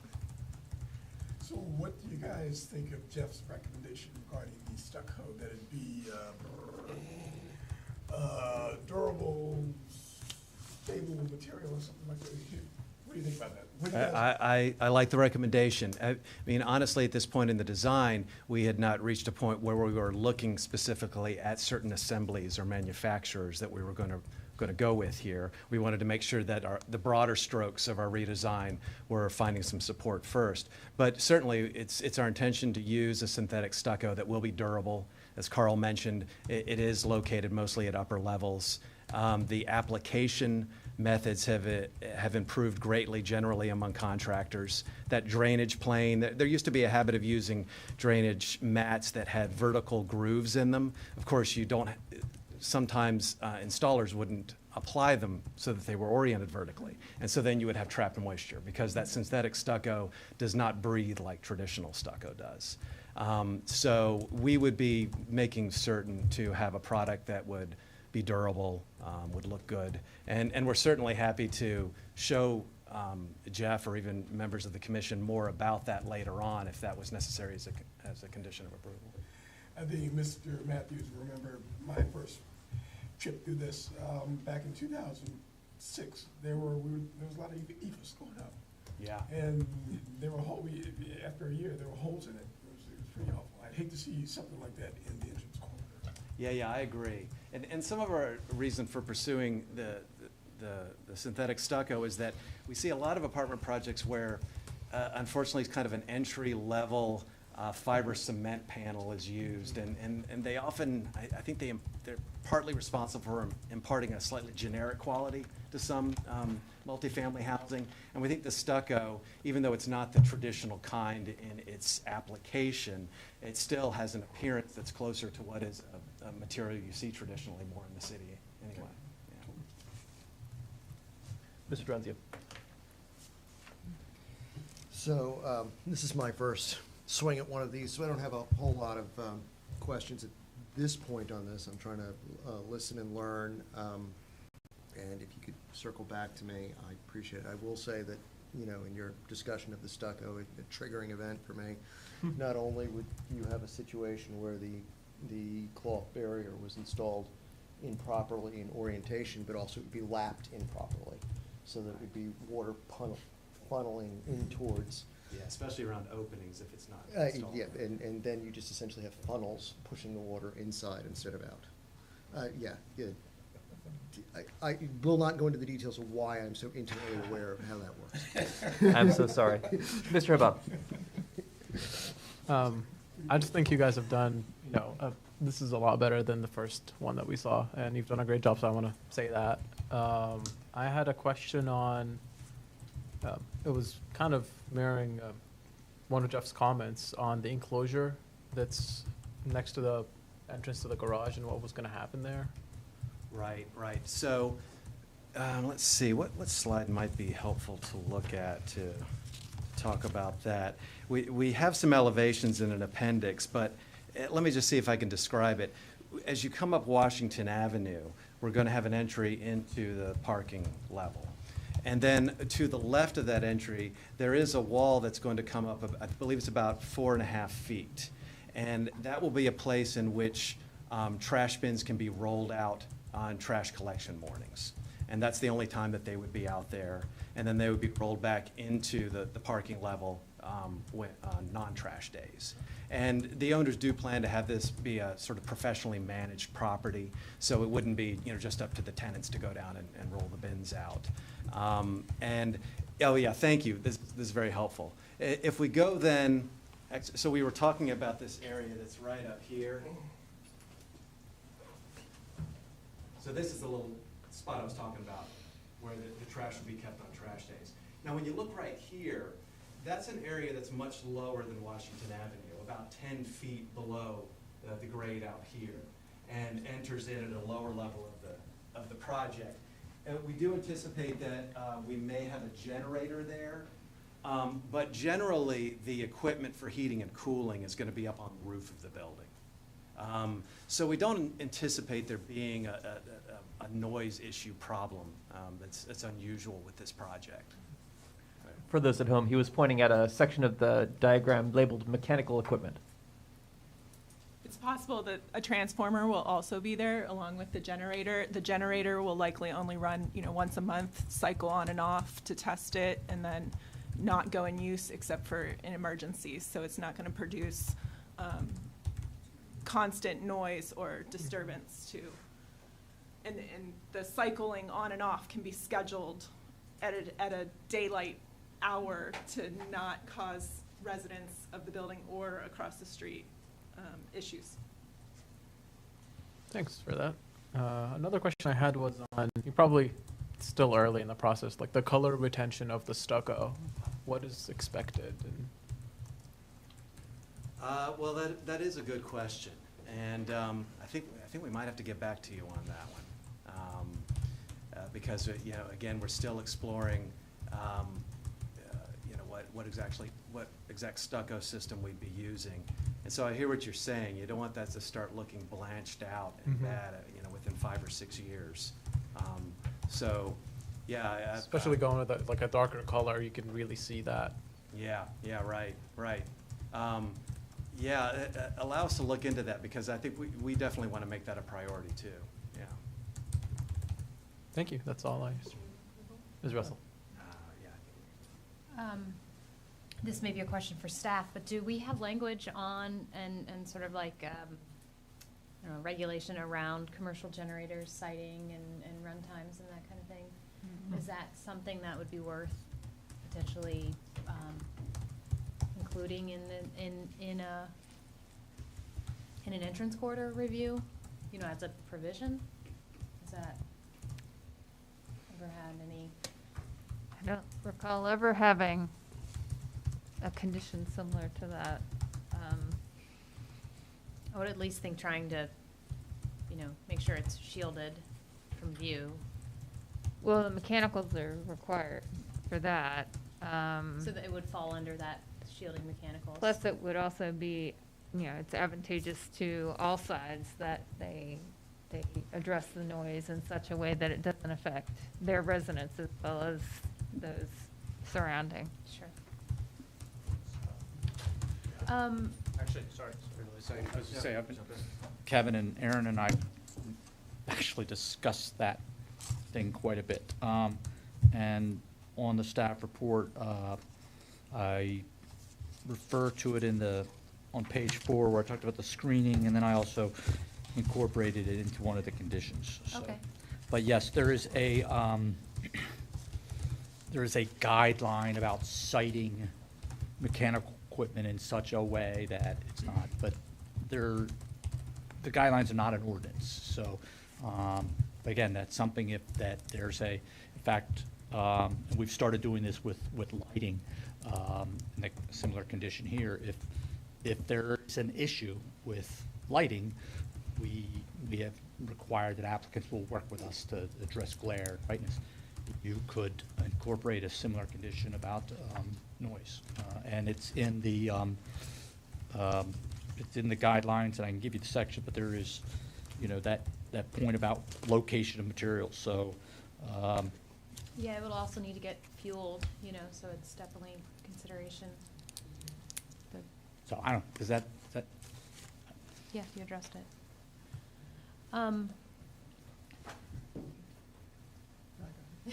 Okay.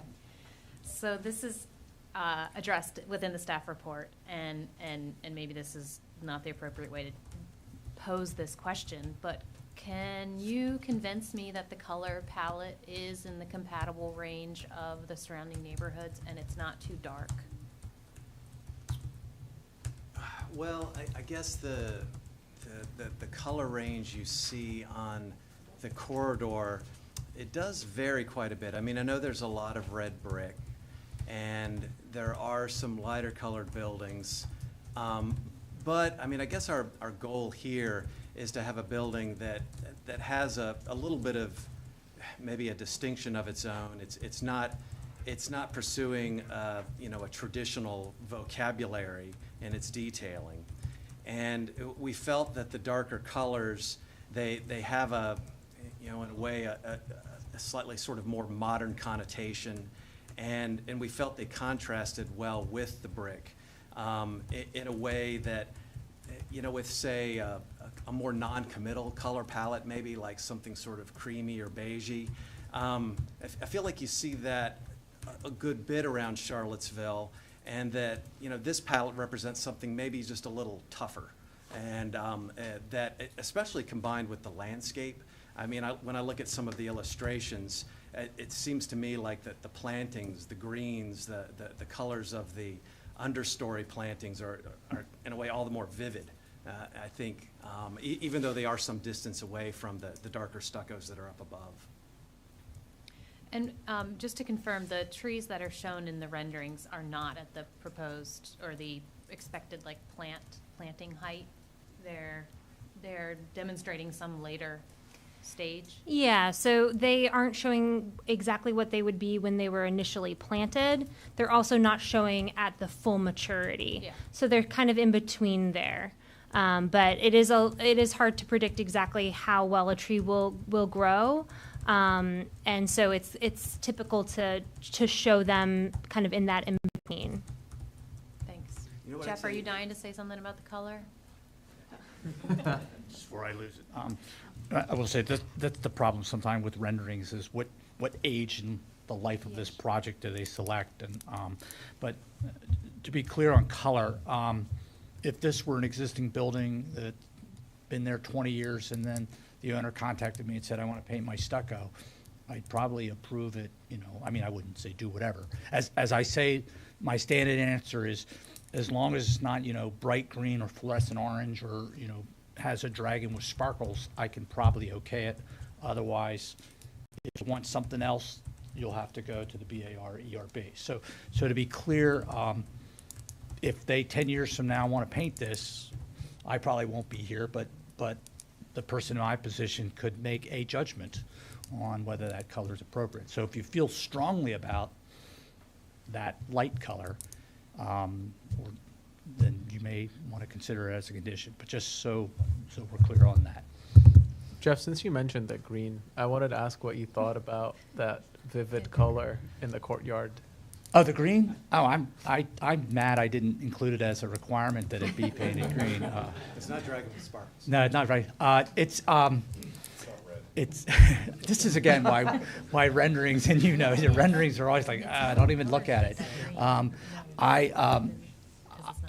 It was sorry, yeah, it was a little startling. I don't know. There's again, like trees are difficult to read them, but then if you take those and strip them away from the image, it then becomes completely different to look at. But no, I was not concerned about the green, just because I've been in a lot of conversations with them about it, this whole project, and candidly, I was when I went through and saw the changes from what we saw with the SUP, I was really excited about the darker colors. There's been some, you know, difference of opinion within the office. So, but this is where, you know, the guidelines are not. They are for you to interpret, and there's nothing that says you must, you know, use a particular color scheme. So. Yeah, I mean, I'm believing what you're saying, and I appreciate what it's doing in making the brick stand out. So that's. Yeah, the one more thing I'd add about the trees and how they're represented in these images, something that stood out to me when we were looking at this corridor and we were working on this project, one of the projects that I featured in the early pages at 1707 JPA, if you look at that on the city GIS map, there's a little thumbnail image of it, and you see it raw shortly after it was constructed, right? And it was, I think that was built less than 15 years ago. And now you can see what those sycamore or they may be London plane trees have done within 15 years. I mean, those trees have gotten some size, and they're not in huge planting beds either. So I don't think it's optimistic to think that, you know, this project could have trees at these heights within 20 years. I have one other design question. I'm not exactly sure why you're showing these like variations of brick. It's like this or that. Maybe that's just because you haven't figured out which direction you want to go, but I feel very strongly against one of them. Yeah, sure. and part of it was we wanted to kind of leave some flexibility there. I mean, the owner inevitably is going to have to go through a pricing exercise, and it could be that either of those end up not being available, or the prices have gotten sky high. So, but that gets you kind of close to what we're going for. One is sort of a nicer, kind of rougher texture. One not as much, but there might be a little more variation in color. So I think they each have their own strengths, but you know what you see in the illustrations is a pretty close approximation. Okay, thank you. Mr. Schwartz. Okay, I swear this is not a leading question. It may not even be our purview. I'm just kind of curious. Behind the storefront windows, is that all amenity space, or is that garage, or is that? It's all amenity, yes. Okay. So you have an entry lobby. As you go to the left, the wing that extends over toward Observatory Avenue, I don't know that the owner has all the programs set for those spaces, but they're liable to be maybe exercise rooms, meeting rooms, study lounges. Okay. We are kind of hoping too that corner part of the building there at Observatory and JPA, especially with the terrace that adjoins it, it could have a potential use at some point for the public, where there could even be a retail presence there. Although I don't know that that's in the plans currently. Okay. And below that, is that like a pierced brick screen? Yeah. The idea was maybe instead of some more storefront there with like, you know, a kind of a included or opaque glass. Maybe it would be nicer to use the masonry the way it can be used and have something that's a little more open, kind of let, air in. But that's really not the main reason. It was just to kind of help break that wall up somewhat, especially down there near the. But that is garage down there, is that? It is, Okay. yes. All right. It's Again, also- not our purview, but I just. It's also the intention to have a trellis system attached to that Right. to grow greenery up. Okay. Yeah. Interesting. Yeah, just wanted to make sure I understood what Yes. I'm looking at. That's it for me. Mr. Stolzenberg. Hale, hopefully my audio stays working. I'm immediately messed up. Let me try stopping video. Can you guys hear me okay? You sound perfect. Great. So glad we covered the green panel situation. Just to be clear, you guys didn't mention vivid colors in the courtyard. What color are those panels going to be, and where are those vivid colors? They are on certain facades that are within the courtyard. I think actually if you look at the perspective that comes around and looks at the corner of Observatory and JPA, you see as much, I think, as you're going to see of it, from a typical, there's is one that, especially before trees are large, is going to be more visible and more prominent. And we realize this is probably going to be a stretch for some. And I would add that even though I think the darker colors do work well with the brick and with our massing strategies, with this vivid color within, while we like the idea of kind of aligning that courtyard with something else, especially for the tenants to maybe have something, assuming it's not too loud, that makes that environment a little more lively, we thought it could be a promising addition, and yet we're not really wedded to it either. And so we wouldn't want support for the project to hinge on, whether that's a bright chartreuse or not. And certainly, I think it's going to be important to the owner that we are looking more at views kind of within the courtyard to make sure that really is a color that everyone would be comfortable with. But, we wanted to put it out there since it was an idea that came to mind. So to be clear, those are bright green panels then? Yes. Gotcha. Okay. And then, I have mixed feelings about it, but we'll get to that later. So going back to the sort of breeze blocks in front of the garage that Carl was talking about, would car lights shine through that? The bricks are laid in a dense enough fashion that you might occasionally get some dispersed beam coming through. We haven't done an actual study of headlights sort of panning through those as they might be as they're coming into the garage or down the ramp. We could perhaps try and do a study of that, but we were thinking also that, especially with a student project like this, you're not going to have commuters, you're not going to have people coming and going all the time. And so we assumed that an occasional view of lights sort of through there are certainly not going to be any worse than what you would have of lights just occasionally coming down, a street, down Observatory or Washington Avenue. It would be infrequent, and we feel pretty optimistic that it's screened enough that they would not be harsh or ruin the atmosphere out there on an evening.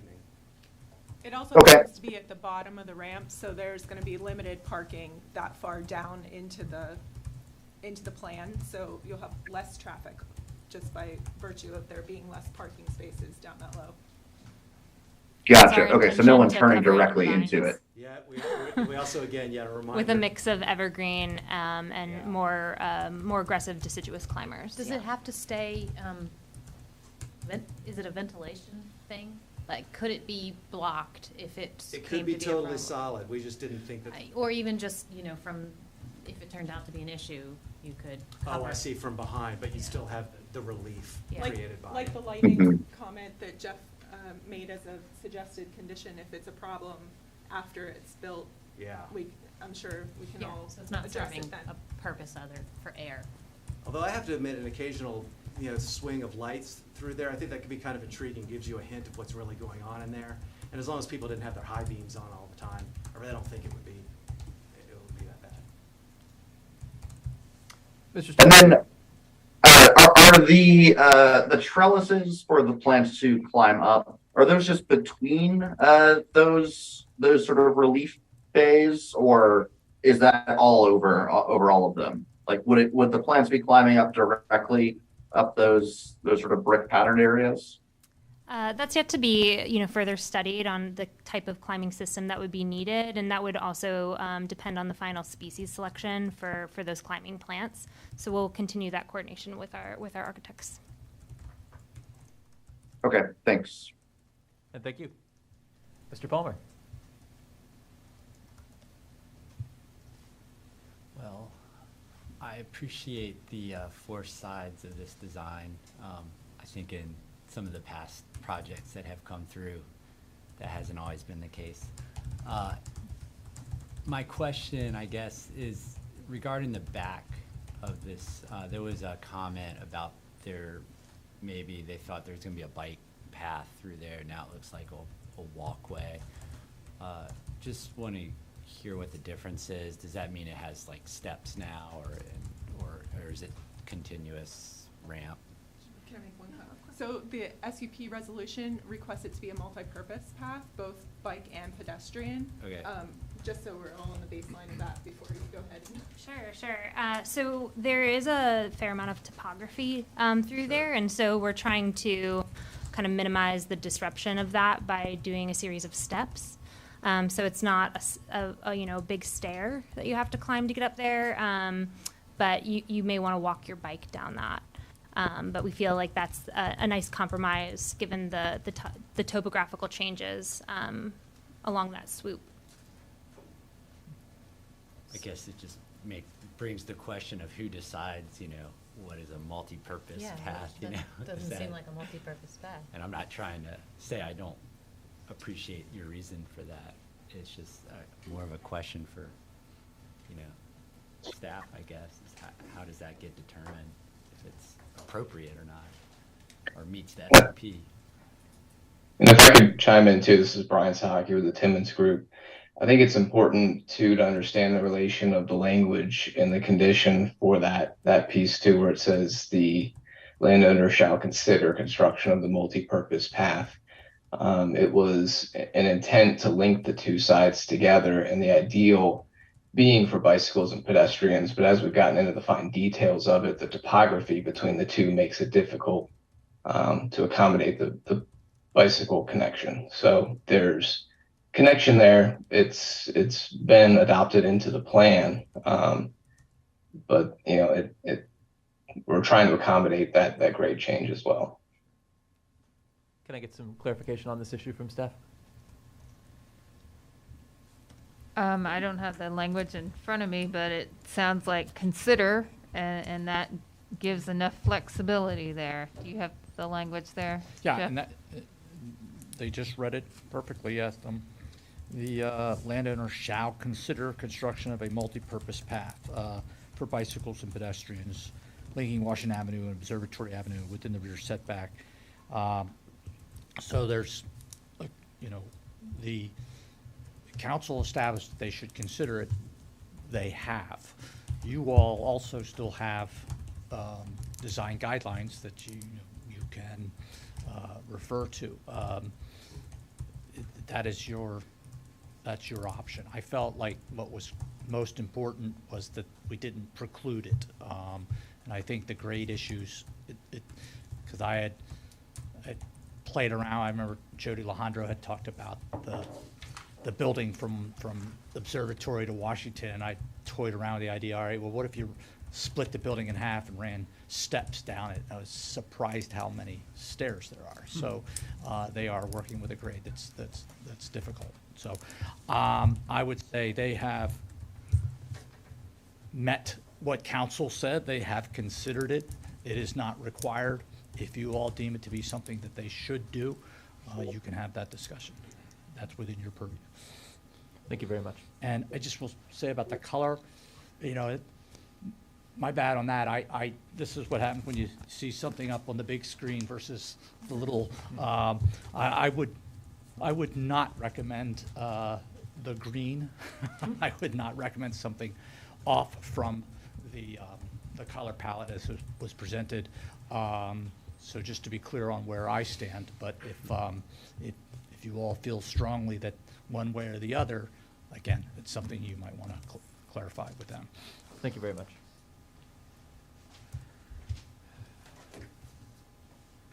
I don't think I have any questions other than just to say I appreciate the progress that's been made. I think it makes sense. And I'm remembering, oh God, was it 3 years ago? The Planning Commission had a work session on this item with the design team and me. I recommend looking specifically at 1707 JPA, which I think you did. So I'm pleased to see that. Because I do see influence here. So thank you for listening and doing. Mr. Payne. Likewise, I think it's significantly improved, but don't have any questions. Mr. Durancio, I turn back to you. So a couple of questions bubbling beneath the surface have been answered, so I'm good. Thank you very much. I believe we understand. Thank you very much. All right, thank you. And now I ask, what do you want to do with this? Let's do a round robin on this. Mr. Mitchell, where are you on this? I like where they are. I think a number of amendments have been suggested by Mr. Warner, and I think Ms. Russell has a couple in mind. I have the one in mind that Mrs. got written down, and yeah, I think it's moved along pretty nicely. Thank you. Mr. Durancio. I concur with Commissioner Mitchell. Mr. Abab. Oh, you went to the restroom. I'll come back to you. Ms. Russell. Yes, I agree, and there I think there's a couple of things to add around the stucco. I don't remember what the first discussion of light pollution was, but yes, I mentioned maybe a condition about if the breeze blocks become an issue, they could be blocked out, made opaque. And I don't think the color of the interior, I'm not even sure is it in our purview if you can see it from the entrance corridor? I don't know. I would look for guidance on that. But I think it's going to be something where, as you said, the owner may say, hey, you know what, I don't think my tenants are gonna really wanna look at this green out their window all day long. Yeah. But I appreciate the, breaking it up somewhat, interestingly. So I don't feel strongly about that. Mr. Schwartz. Yeah, I'm leaning towards approval with some of the conditions we've mentioned. I guess I just want to make sure that things happen during the site plan process. So like the site plan that we're looking at substantially should be there with all those trees, or the majority of them. I'm assuming that's a given, but just kind of had to say that. I just since got a small opportunity for soapbox. I mean, we talked about the gray. It's an aesthetic choice. I don't think the argument that it makes a building recede or go away works, but I think it's an aesthetic choice, and I'm fine with it as that. I know that's sometimes used as an argument, and not sure that actually works that way. There's a note in here on the lighting page that the planting accent or uplighting in the terrace plant beds is TBD, and I would just say, how about no uplights? If it's not in this plan, let's not have any uplights in the trees. It's just kind of extra, and it's just light pollution. And that's it. Mr. Stolzenberg. It's great. Thanks. Yeah, I probably agree. I don't totally hate the project. It's not how I would have architected it, but they didn't give me an architect's license. For the two big open questions, I think, is what to do about the bright colored panels. I don't completely hate them either, but I do feel like they break the flow of the whole project and are the thing most likely to piss a lot of people off. And I think just making those some more muted color would be helpful. And then on the multi-use path, I don't know if this makes sense as a condition, but I would like, I'd like at least for them to consider and well to add bike runnels to those stairs so that you can roll a bike down there, even if you have to dismount and don't have to like drag them down the stairs. I'm still kind of concerned about the garage breeze blocks out front. I think the programming in front of it mitigates it. But if there is no programming and, maybe the trellises don't work out for the climbing plants, you end up with a very long blank wall in the front that's basically just garage that, our new zoning ordinance talks about not having blank walls of that length. And so I just want to make sure that they do that well. I don't really have a condition to propose. I think the one about not having headlights flaring out that Commissioner Russell's mentioning might make sense for that, though. That's it. Thank you. Mr. Palmer, thoughts?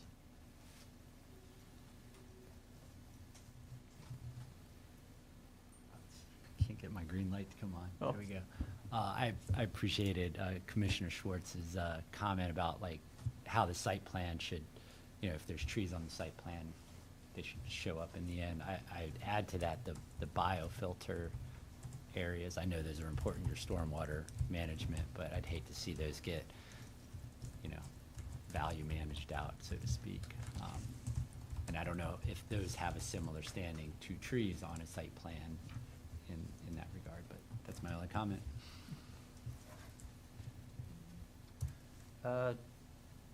Just briefly, I think it's significant progress. I'm very pleased to see it.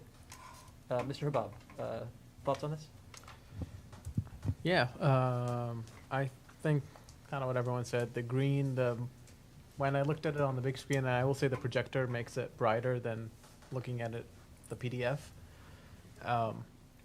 It might be better if it was a slightly more muted color.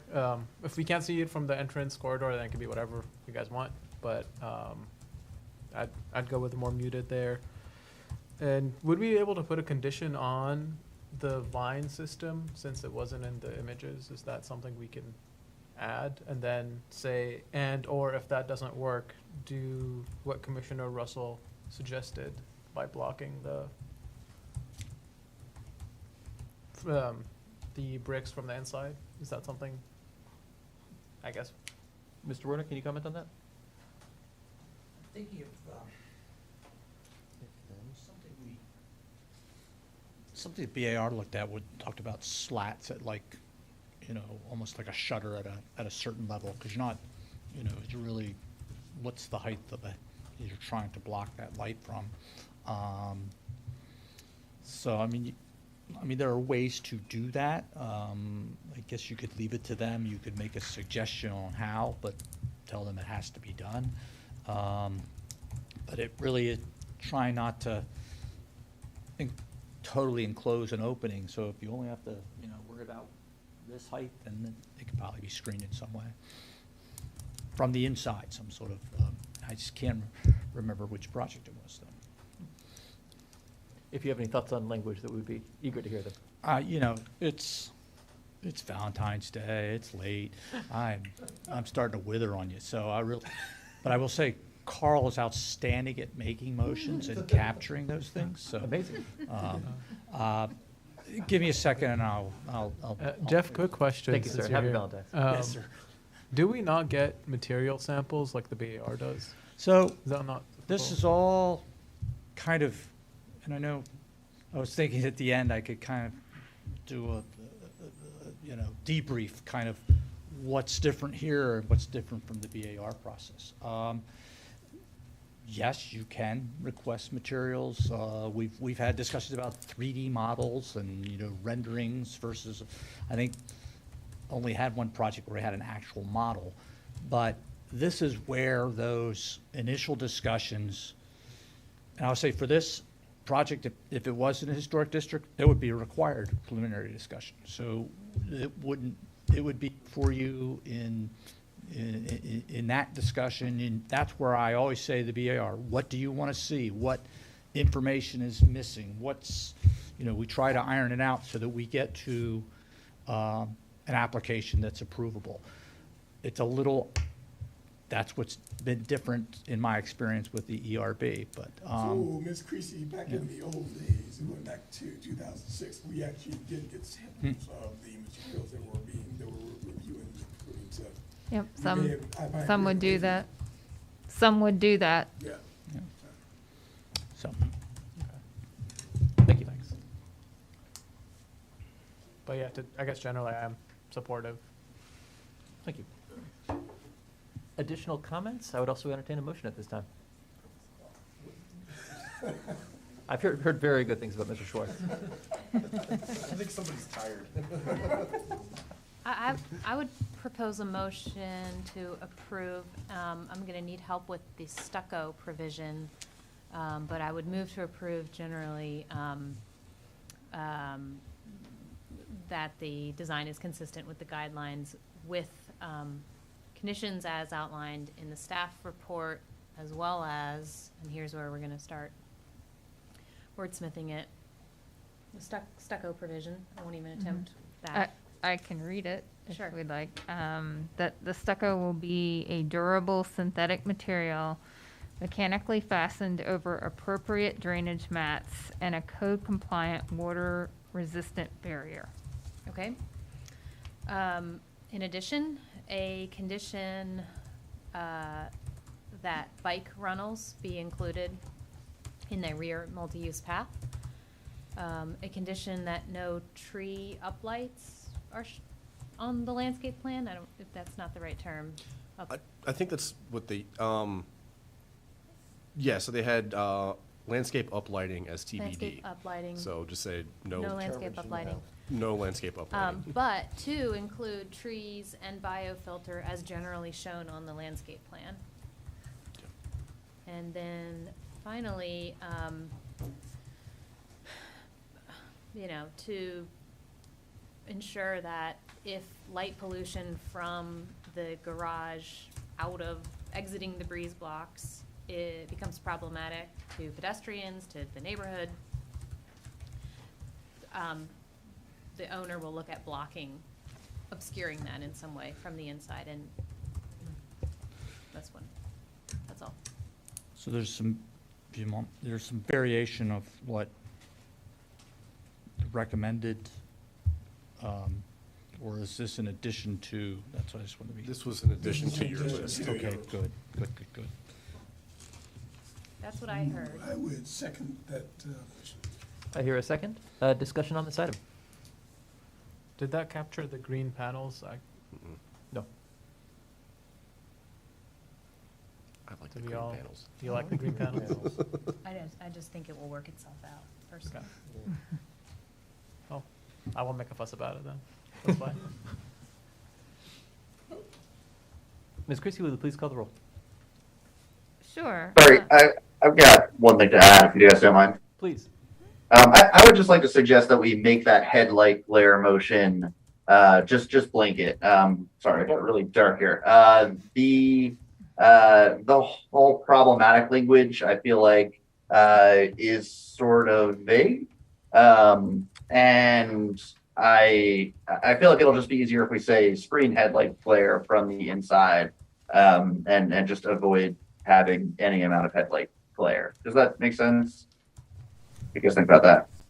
That does. It's, what the problem is then tomorrow I'm trying to type this up and I got the ers and ums, and does that make sense? And it's, so trying to make sure that we've got something that's enforceable and legible. Screen headlight area, Sure. that's pretty clear. So I think Yeah. that, and if I would propose an amendment to the motion, that the breeze blocks in front have screening, to stop headlight glare from the garage.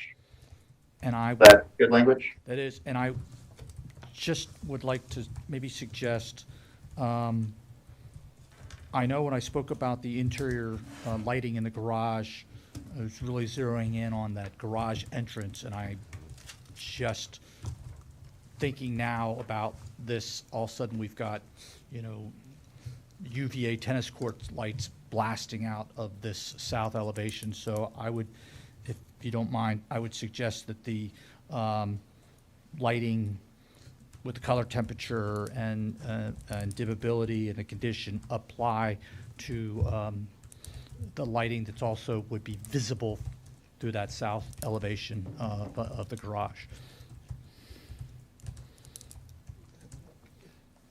Ms. Russell, do you So accept are you that saying, language change? in addition to your point about the lighting visible at the garage entrance, what is the addition? Because you have something about the color So temperature. exterior, yeah, and interior lighting visible at the garage entrance and through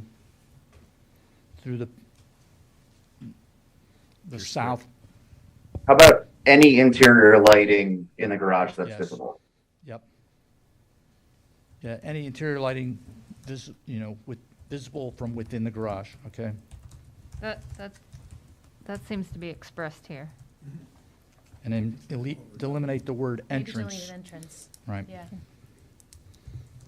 And then there is I just simply noted the screening of the vehicle lighting within the garage at the south elevation, specifically headlight level. That's, and then there was a comment about bike Runnels. Bike rentals.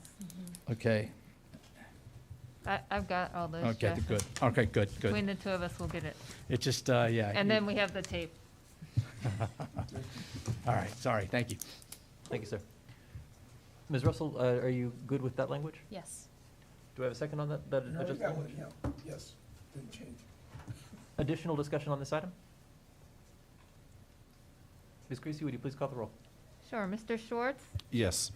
Mr. Durazio? Aye. Mr. Stolzenberg? Aye. Mr. Habab? Aye. Mr. Mitchell? Yes. Ms. Russell? Yes. And Mr. Soliates? Aye. Thank you all very much. At this time, I would like to close discussion of 2005 JPA and turn to what we all really want to talk about, zoning. Who would like to start us off on this? Ms. Creasy? I have Mr. the Priest? email. Do you want that? Yes. Review those again.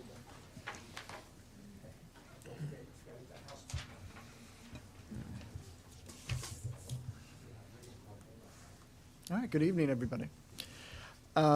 So again, our intention for this evening, we don't have a presentation. Our intention for this evening is really just to prepare ourselves for your work session on the 28th.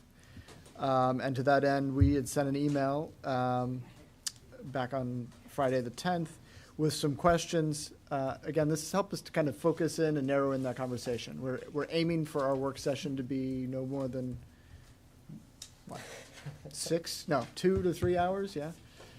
And there's a lot to cover in Module 1, so we want to make sure we've focused the conversation appropriately.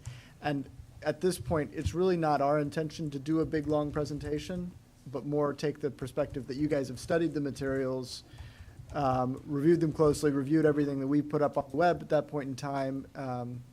We'll also have, at that point in time, had our community meetings. Steering committee meeting is before or after this? I can't recall. After. It's after this, so that, Yeah. that won't have already occurred, but there'll be a lot of materials out there, and so rather than us doing a presentation, reserving most of the time for discussion. So I'm going to read the questions again, and I think the floor is yours from there. So the questions we provided as a prompt is, what have you been hearing from the community on the zoning ordinance materials? Topics for in-depth discussion on the 28th, and questions for exploration on the 28th. Great. Mr. Mitchell, can you start us off? Yeah, and what I'm gonna need to do, I've had people have been asking me about this, and I've not done a good job of explaining it. So a foundational question, I'm going back to this chart. Yeah. The affordable housing density bonus. Your base is 4 units. And, Yes. and you can get up to 8 units if all of the units are affordable, or, All of them. Okay, 100%. That's exactly what this was said, but I was scratching my head, too, but not remembering the discussion. Okay, cool. Yeah, and I'll note that Module 2 will have the detailed actual ordinance language that implements that, what you see in that summary. We just, given that affordable housing is a key aspect of this, we thought it was useful to have a summary of that, even though we didn't have the ordinance language yet. Another foundational question, I wasn't able to answer this when they asked. The objective is to reduce the number of special use permits that we're gonna do, because we should be able to just look at this and figure out this is what we do. Right. The question I was asking, give me an example of when a special use permit might be permitted and required. Can you? You know, actually, what I'm going to say is, is that something we can turn into a topic for the 28th? Yeah, that's good. I mean, yeah, good. Again, the question I was asked, I couldn't answer it. Right, and we're focusing in, and I don't remember the use table off the top of my head, but as Virginia's law is constructed in terms of a special use permit, it actually really focuses more on uses rather than scale and those types of things. So the use table actually identifies what uses are subject to a special use permit. And I'll reiterate the point that I made earlier. This is wonderful. I love just being able to look at this and figure out what you can do. But I think the word you called use was intent. A little, two-line leverage about what the intent of each of these would be helpful to the novice here. Yeah. Mr. Dronzio. Yeah, to second Commissioner Mitchell's comments on the intent, if only, not only to provide clarity in general, but to only to stymie and frustrate wannabe originalists trying to figure out what's what there.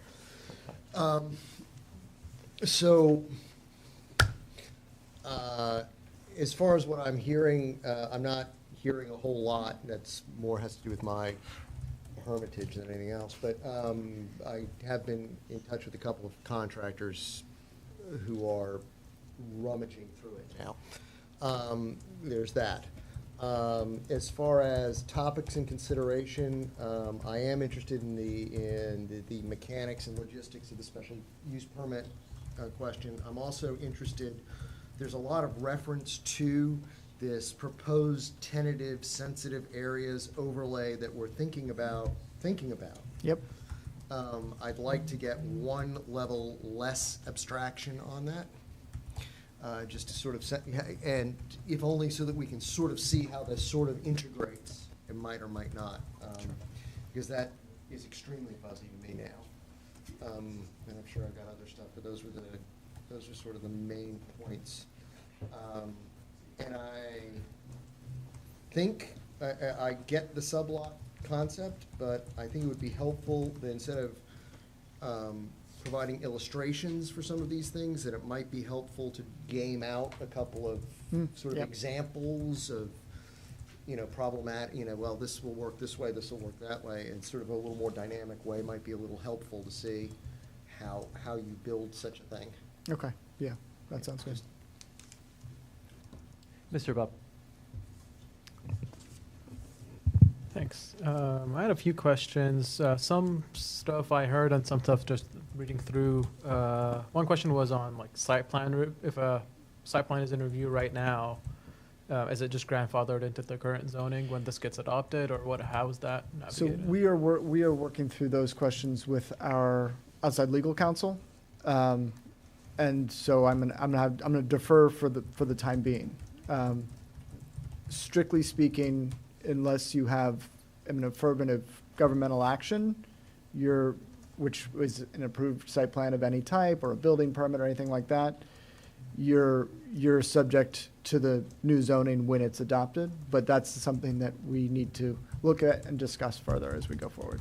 Yeah, well, I mean, my opinion would be that it would be, if someone put a lot of work into doing something and it's already in review, that means a lot was invested in it, and it would be kind of wild to be like, go back to the drawing board. But you also got to figure out where you draw those lines. Yeah. So, yeah. I had a personal question on just elevation determination and the finished level from that. Their residential level says it's 2 feet above the elevation determination, and that, I guess, concerns me because Charleston's very hilly. First of all, with the grade level determination, and it brings issues about accessible entry and how you can accomplish that, especially with, we wouldn't be aesthetically pleasing or practical to have ramps going into every place, even if you have the space for it. And then you also look, thinking of living situations where you have kind of like a walkout basement because it works with the grade, where you have a couple steps down from the grade elevation, and then you take a couple steps up into the first floor or second floor living space, depending on how you look at it. This feels like that would eliminate that being an option. So just questions on how that works, and those are my concerns with it. And then on the just entrance requirements, not any concerns, just a question, like would something like the code building, for example, be able to be done? Given that, I don't know what the downtown zoning is, but when you have like, say 40 feet from one entrance to the other, and you have this big grade change, sometimes you're hitting a place where you're between two floors and you have to put a door in. That, I don't know, could get tricky. Last question, and I can talk these up for you, is about lots that span multiple zones and how that can get, reconciled. Do they have to rezone, or? Lots that span multiple zones. Yeah, or if you have a certain lot that you want to build on our project site, let's say an existing lot that spans multiple zones, or if two lots next to each other are of different zones and you're combining them into one project. You have to change so zoning lines are independent of lot lines, right?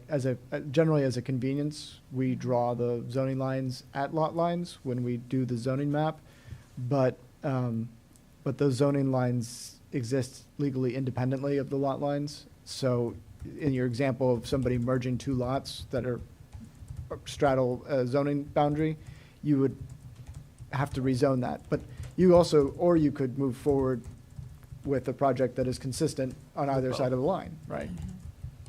Depending on what you're doing. And there's an example of an SUP, right, or a rezoning. That would be a rezoning. Right, but like something that would come to. Yeah, that would be, we would go through the discretionary review process with planning commission and city council. Thanks. Ms. Russell. I had the same thought about wanting to, as you said, game out examples. I also just think I process things through examples. So like just scenarios, what could be done in different lots. And I know that's kind of been indicated through massing, but maybe I'm more thinking about either different sized lots in different neighborhoods, or different scenarios where there is an existing building, and what those kind of examples, we have Belmont existing buildings and we have Locust Avenue existing buildings. Let's see, I was also confused about the affordability bonus and appreciate the clarification about, and so maybe that needs to be clarified in the language. Yeah, it'll be much clearer in the actual ordinance language. The eight only if all affordable. Yeah. And it's really, to further clarify it, it's anything over 4, right? So if you want to do 5 units, they have to all be affordable. Okay, so right? it could be up right, to because 8, but they all. because the bonus is up to 8. That makes sense. So you can, and in the R residential A district, you can get 3 if you preserve the existing building, which Module 2 has language on what that means. You can get up to 4 units. If you want to go past that, you're looking at affordability. Yep. I wrote down too, and maybe this is in next modules, but sort of how bonus height is just sort of not defined in terms of its massing, but in a bonus height situation, are there then step back and massing stipulations? I know they would be recommended in entrance corridors, but. Right, and I'm just off the top of my head, it is a module module 2 issue, but off the top of my head, it would depend on the requirements within the district. Or like in transitions where we're looking at a higher intensity next to a lower intensity, 2 zoning districts, we're looking at step backs as part of that transition, and that concept of bonus height is incorporated into the idea of what transitions are required. Okay. That's great. Thanks. Mr. Schwartz. Yeah, I'm not going to be a whole lot of help with this because I've gotten halfway through it and I've already started picking it apart, and I'm not going to. The themes are going to come out over the next week or so as I continue to pick it apart. Sure. But I do want to, you know, the sublot thing. Yes, similarly, I'd like to know. Does it work? What conditions would it not work? You know, when would the fire department say, no, you can't do that? I think there is you know, it either has to have a 10-foot vehicular access or a 5-foot pedestrian access. Right. And that seemed interesting that a 5-foot pedestrian access would work. Whereas I'd like to know, maybe analyze that a little bit more. Right. And some of where my brain was going as I was looking at this is, all the, you know, when we have existing funky lots, what happens with the, you know, the setback requirements and things like that that are built in here. And Right. so I need to dig into it further to really come up with some good questions. Yeah. And I didn't get the perpendicular with these oddly shaped lots, how this perpendicular lot line is supposed to work, but yeah, the setback. Yeah, there were some things in there that were, Okay, yeah. And I was going to say, just on, this is not necessarily answering that question, but also, you know, the fact that the option of doing things like sublots is there doesn't mean that you get to do them on every lot. Right. Some lots, it's not going to work. And that's because of the shape of the lot, because of whatever other issue, yeah. And I guess something I'd like to understand is what conditions would make it so it wouldn't work. Right. You know, it's, what are some of the parameters that allows that to function or not function? Right. And remember, you know, other rules that exist out in the world don't go away. Right. So, for example, even if you're doing sublots and say you have a very, very deep lot, and you want to just do, I'm just going to do a 5-foot pedestrian path back to some of these new lots that I'm going to build on back here. If it's more than a, what's the word, hose pole? Right. Then it's not going to work. Can't do it. Right. And I guess that's what I'd like to know is Yeah. what does the fire department say about, like, what's their maximum length that they're okay with? And It's the same one that's existing that we use today. Yeah. what is that? I think it's 150 feet. Is it? Okay. Yeah. 150. Yeah. Okay. Mr. Stolzenberg. Thanks. I guess starting with things that I have heard.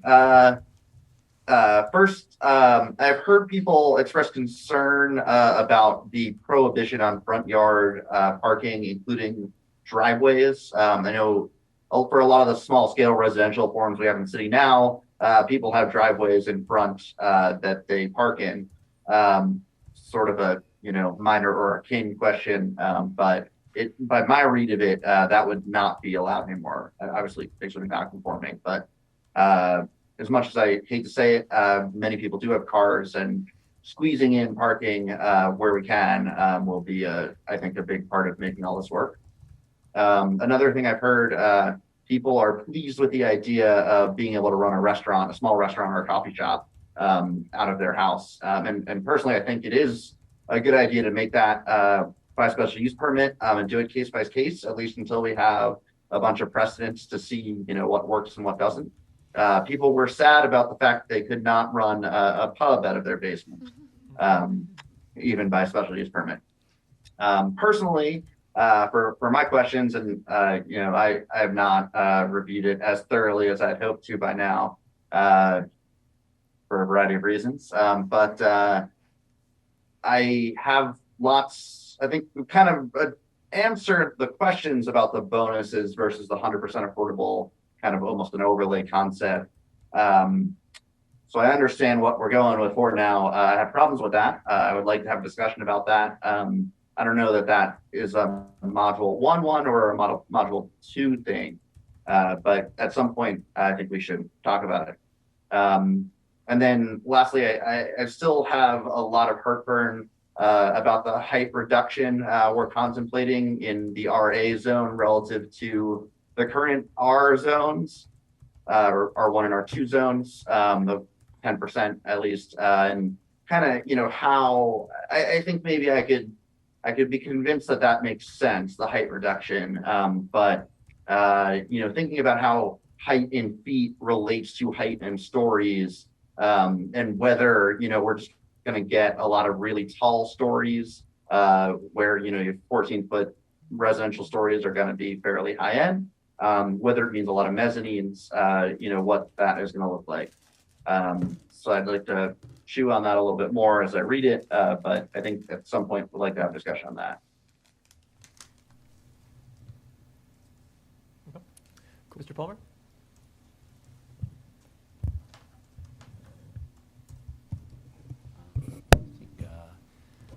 One thing that came to mind, I'm surprised I didn't hear it, maybe it's not a problem. Some of the districts have unlimited units, and I think that's hard for me to get my head around what that means. Obviously, there's, you know, based on the height and lot size and stuff, there's a math problem there to figure out what, you know, as long as in section 2 or somewhere else is there going to be a definition of like what a studio unit minimum size is and all that, because you know, is There that won't how be. that's derived? It's actually, it's defined by building code. Yeah. Right. Okay. Yeah. So just, you know, when you see that on paper, you know, it's kind of like, well, what does that mean? You know, can I just make all these small rooms or something? Anyway, that would be one. I think something Rory just said resonated with me. What was the last thing you? Mezzanines?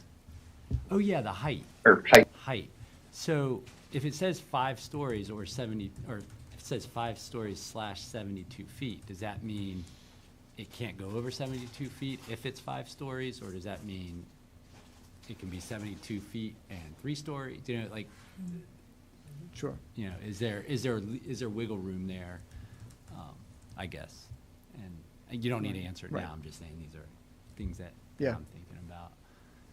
So digging deeper into the height issue, yeah. And then in terms of comments I've heard, I haven't heard too many, but you know, I think there's going to be some people who might ask, well, why is my lot RB and not RA? Kind of those kinds of things. But I'm sure you're well prepared for that. Mostly I get the pleasure of pointing to the land use map.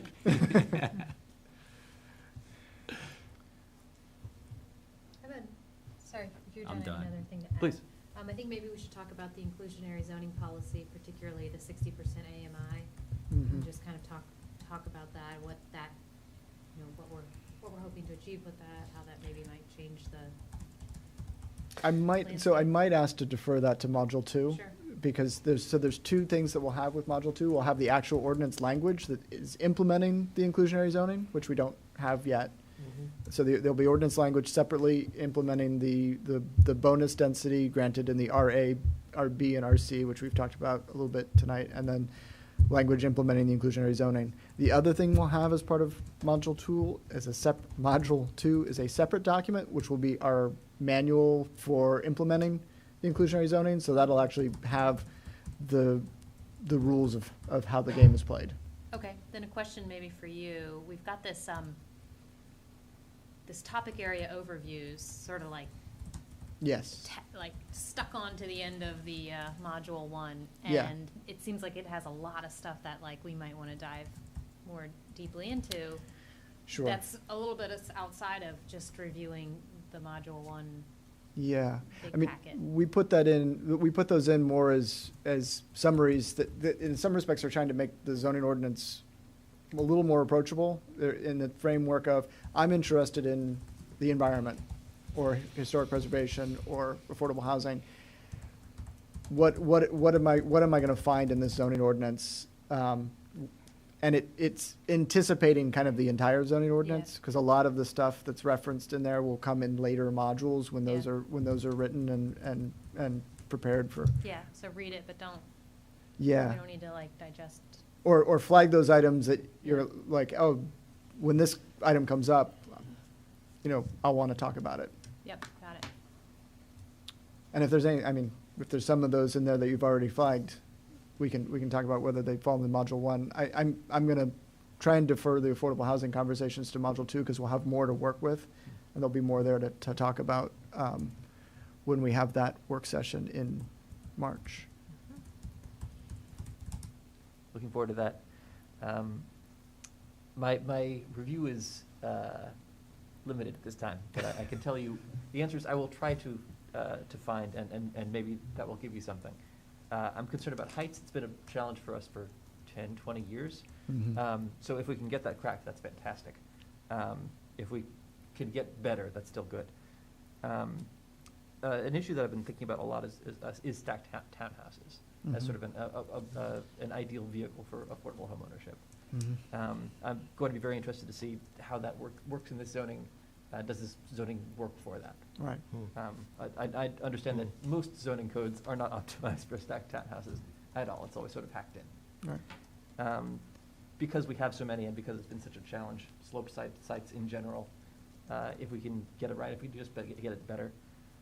Parking under to take advantage of slope, that's something we've seen in a few examples recently. That's something that I'd like to encourage in the code if we are doing that. A challenge that we're dealing with at the comp plan level is infill to match existing fine grain urbanism. We have a lot of older neighborhoods where there are small houses on small lots. Right. Are we delivering that with this code? I'm not sure if the 6,000 hits that or if it creates some odd structures. I'm not sure. Yeah. Oh, and remember, all existing lots are legal to build on. Right, so if there is an existing fine-grained urbanism, okay, that is suggested. Okay. I'm thinking of 10th and Page here, but there are other examples. Daycare uses. I have no idea. I haven't even looked at it, but it's been an issue. It's certainly on my mind. And I think, Missy, correct me, didn't we nail those down as by right? Yeah, they're allowed in every use. Yeah. Well, that's probably fine. Yeah.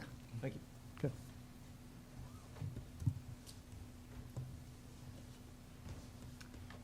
Additional discussion or questions on this topic? Quick question. Please. Are we, so I know the land use map is, or the zoning map is based on the land use map, but there are some, areas where, deciding between like CX8 and CX5, for You got it. instance. Yep. Are we gonna have an opportunity to discuss any of that? Is that palatable to the planning commission at all? Discussing what about? Like the. Absolutely. Okay, great. Because there are some spots on here that seem a little. You're right. There's two in particular, right? You have the medium intensity land use category is implemented by the RB and the RC. And decisions were made as to where those are applied. And then I'm not going to remember what the land use category was on the map, but the CX5 and the CX8 are both implementing the same land use category, where the note in that description of the land use category refers to greater heights being allowed at key intersections, right? So CX5 is that corridor, CX8 is those key intersections. I have some questions looking at the map. Exactly. Okay. How we came, we absolutely can talk about how we arrived at key intersections. Okay. Awesome. Thank you. I understand you. Other questions and concerns? Yes. One more thing. In the topic area overview, in the section on historic preservation, it talks about, we're discouraging we're encouraging adaptive reuse and retention of existing structures, but only really seemingly in the RA. Because that's where there's a preservation, existing building bonus use unit Right. preservation, right? Right. My brain's not working. No, but I know what you're saying. You're good. So what's the rationale behind that? Do we think that RB and C are not as susceptible to demolitions, or that?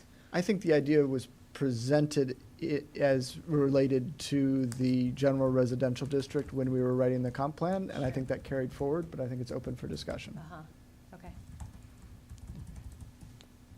Got one more. Please. Sorry, it's kind of a module 2 spoiler, but we talked about how in R, B, and C, or maybe also A, the affordable housing needs to be 100% affordable. How does the bonus height, I guess, work for the more intense zones that would actually be subject to IZ? I know previously we talked about how that IZ has to come with incentives.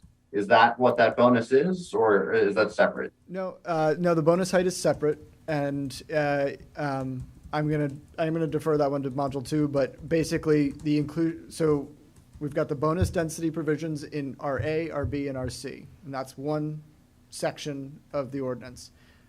Inclusionary zoning will be another section of the zoning ordinance that'll apply in all other districts where there's at least 10 units being proposed. Then you will also, under the inclusionary zoning, be able to seek bonus density if you do your inclusionary units at 50% of AMI rather than 60% of AMI. So that's so the bonus height, sorry, not bonus units, the bonus height is incentivizing a lower AMI for the inclusionary units. Gotcha. Okay, thanks. Additional questions, comments on this item? So it feels like a pretty robust set of topics, I think a good set of topics, and we will try and package that up into something that feels like a manageable conversation. Sounds great, thank you. Awesome. Additional items you'd like to raise? I would also entertain a motion at this time. Phil's got a motion. I do? All right. Yes, Mr. Chair, I have a motion. Happy Valentine's Day. I point out that we're spending it together, which might not have been our ideal set of companions, but here we are for Valentine's Day. Well, speak for yourself. In looking back on Saint Valentine and the legend of Saint Valentine and how he came to this holiday, he was a saint, 3rd century AD, 276, 295, we're not sure. And he came to his end for being he was ordered beaten to death. That didn't work. He was then beheaded. And supposedly this happened on February 14th. As I was doing a little bit of research into this, I realized that he is the patron saint of epileptics. He's also the patron saint of beekeepers. And as I was contemplating that, I realized and did a little research, and there is no patron saint of planning commissioners. But I would submit to you that as we go forth into the night, that we consider Saint-Denis, St. Denis, Paris. And here's why. Also a 3rd century, and he was speaking truth, and he was ordered beaten to death, and that didn't work. And then his head was ripped off. And the legend has it that he picked up his own head and walked several miles while continuing to speak the truth. And I would submit to you that perhaps we should consider making Saint-Denis the patron saint of planning commissioners, in that while speaking the truth, we can get our heads ripped off, but that we will continue to speak the truth, and even while we are addressing walkability. And on that note, I suggest we adjourn. Second. I hear a motion and second. Can I see thumbs? Amen. I see thumbs. Happy Valentine's, everyone. Oh, gosh.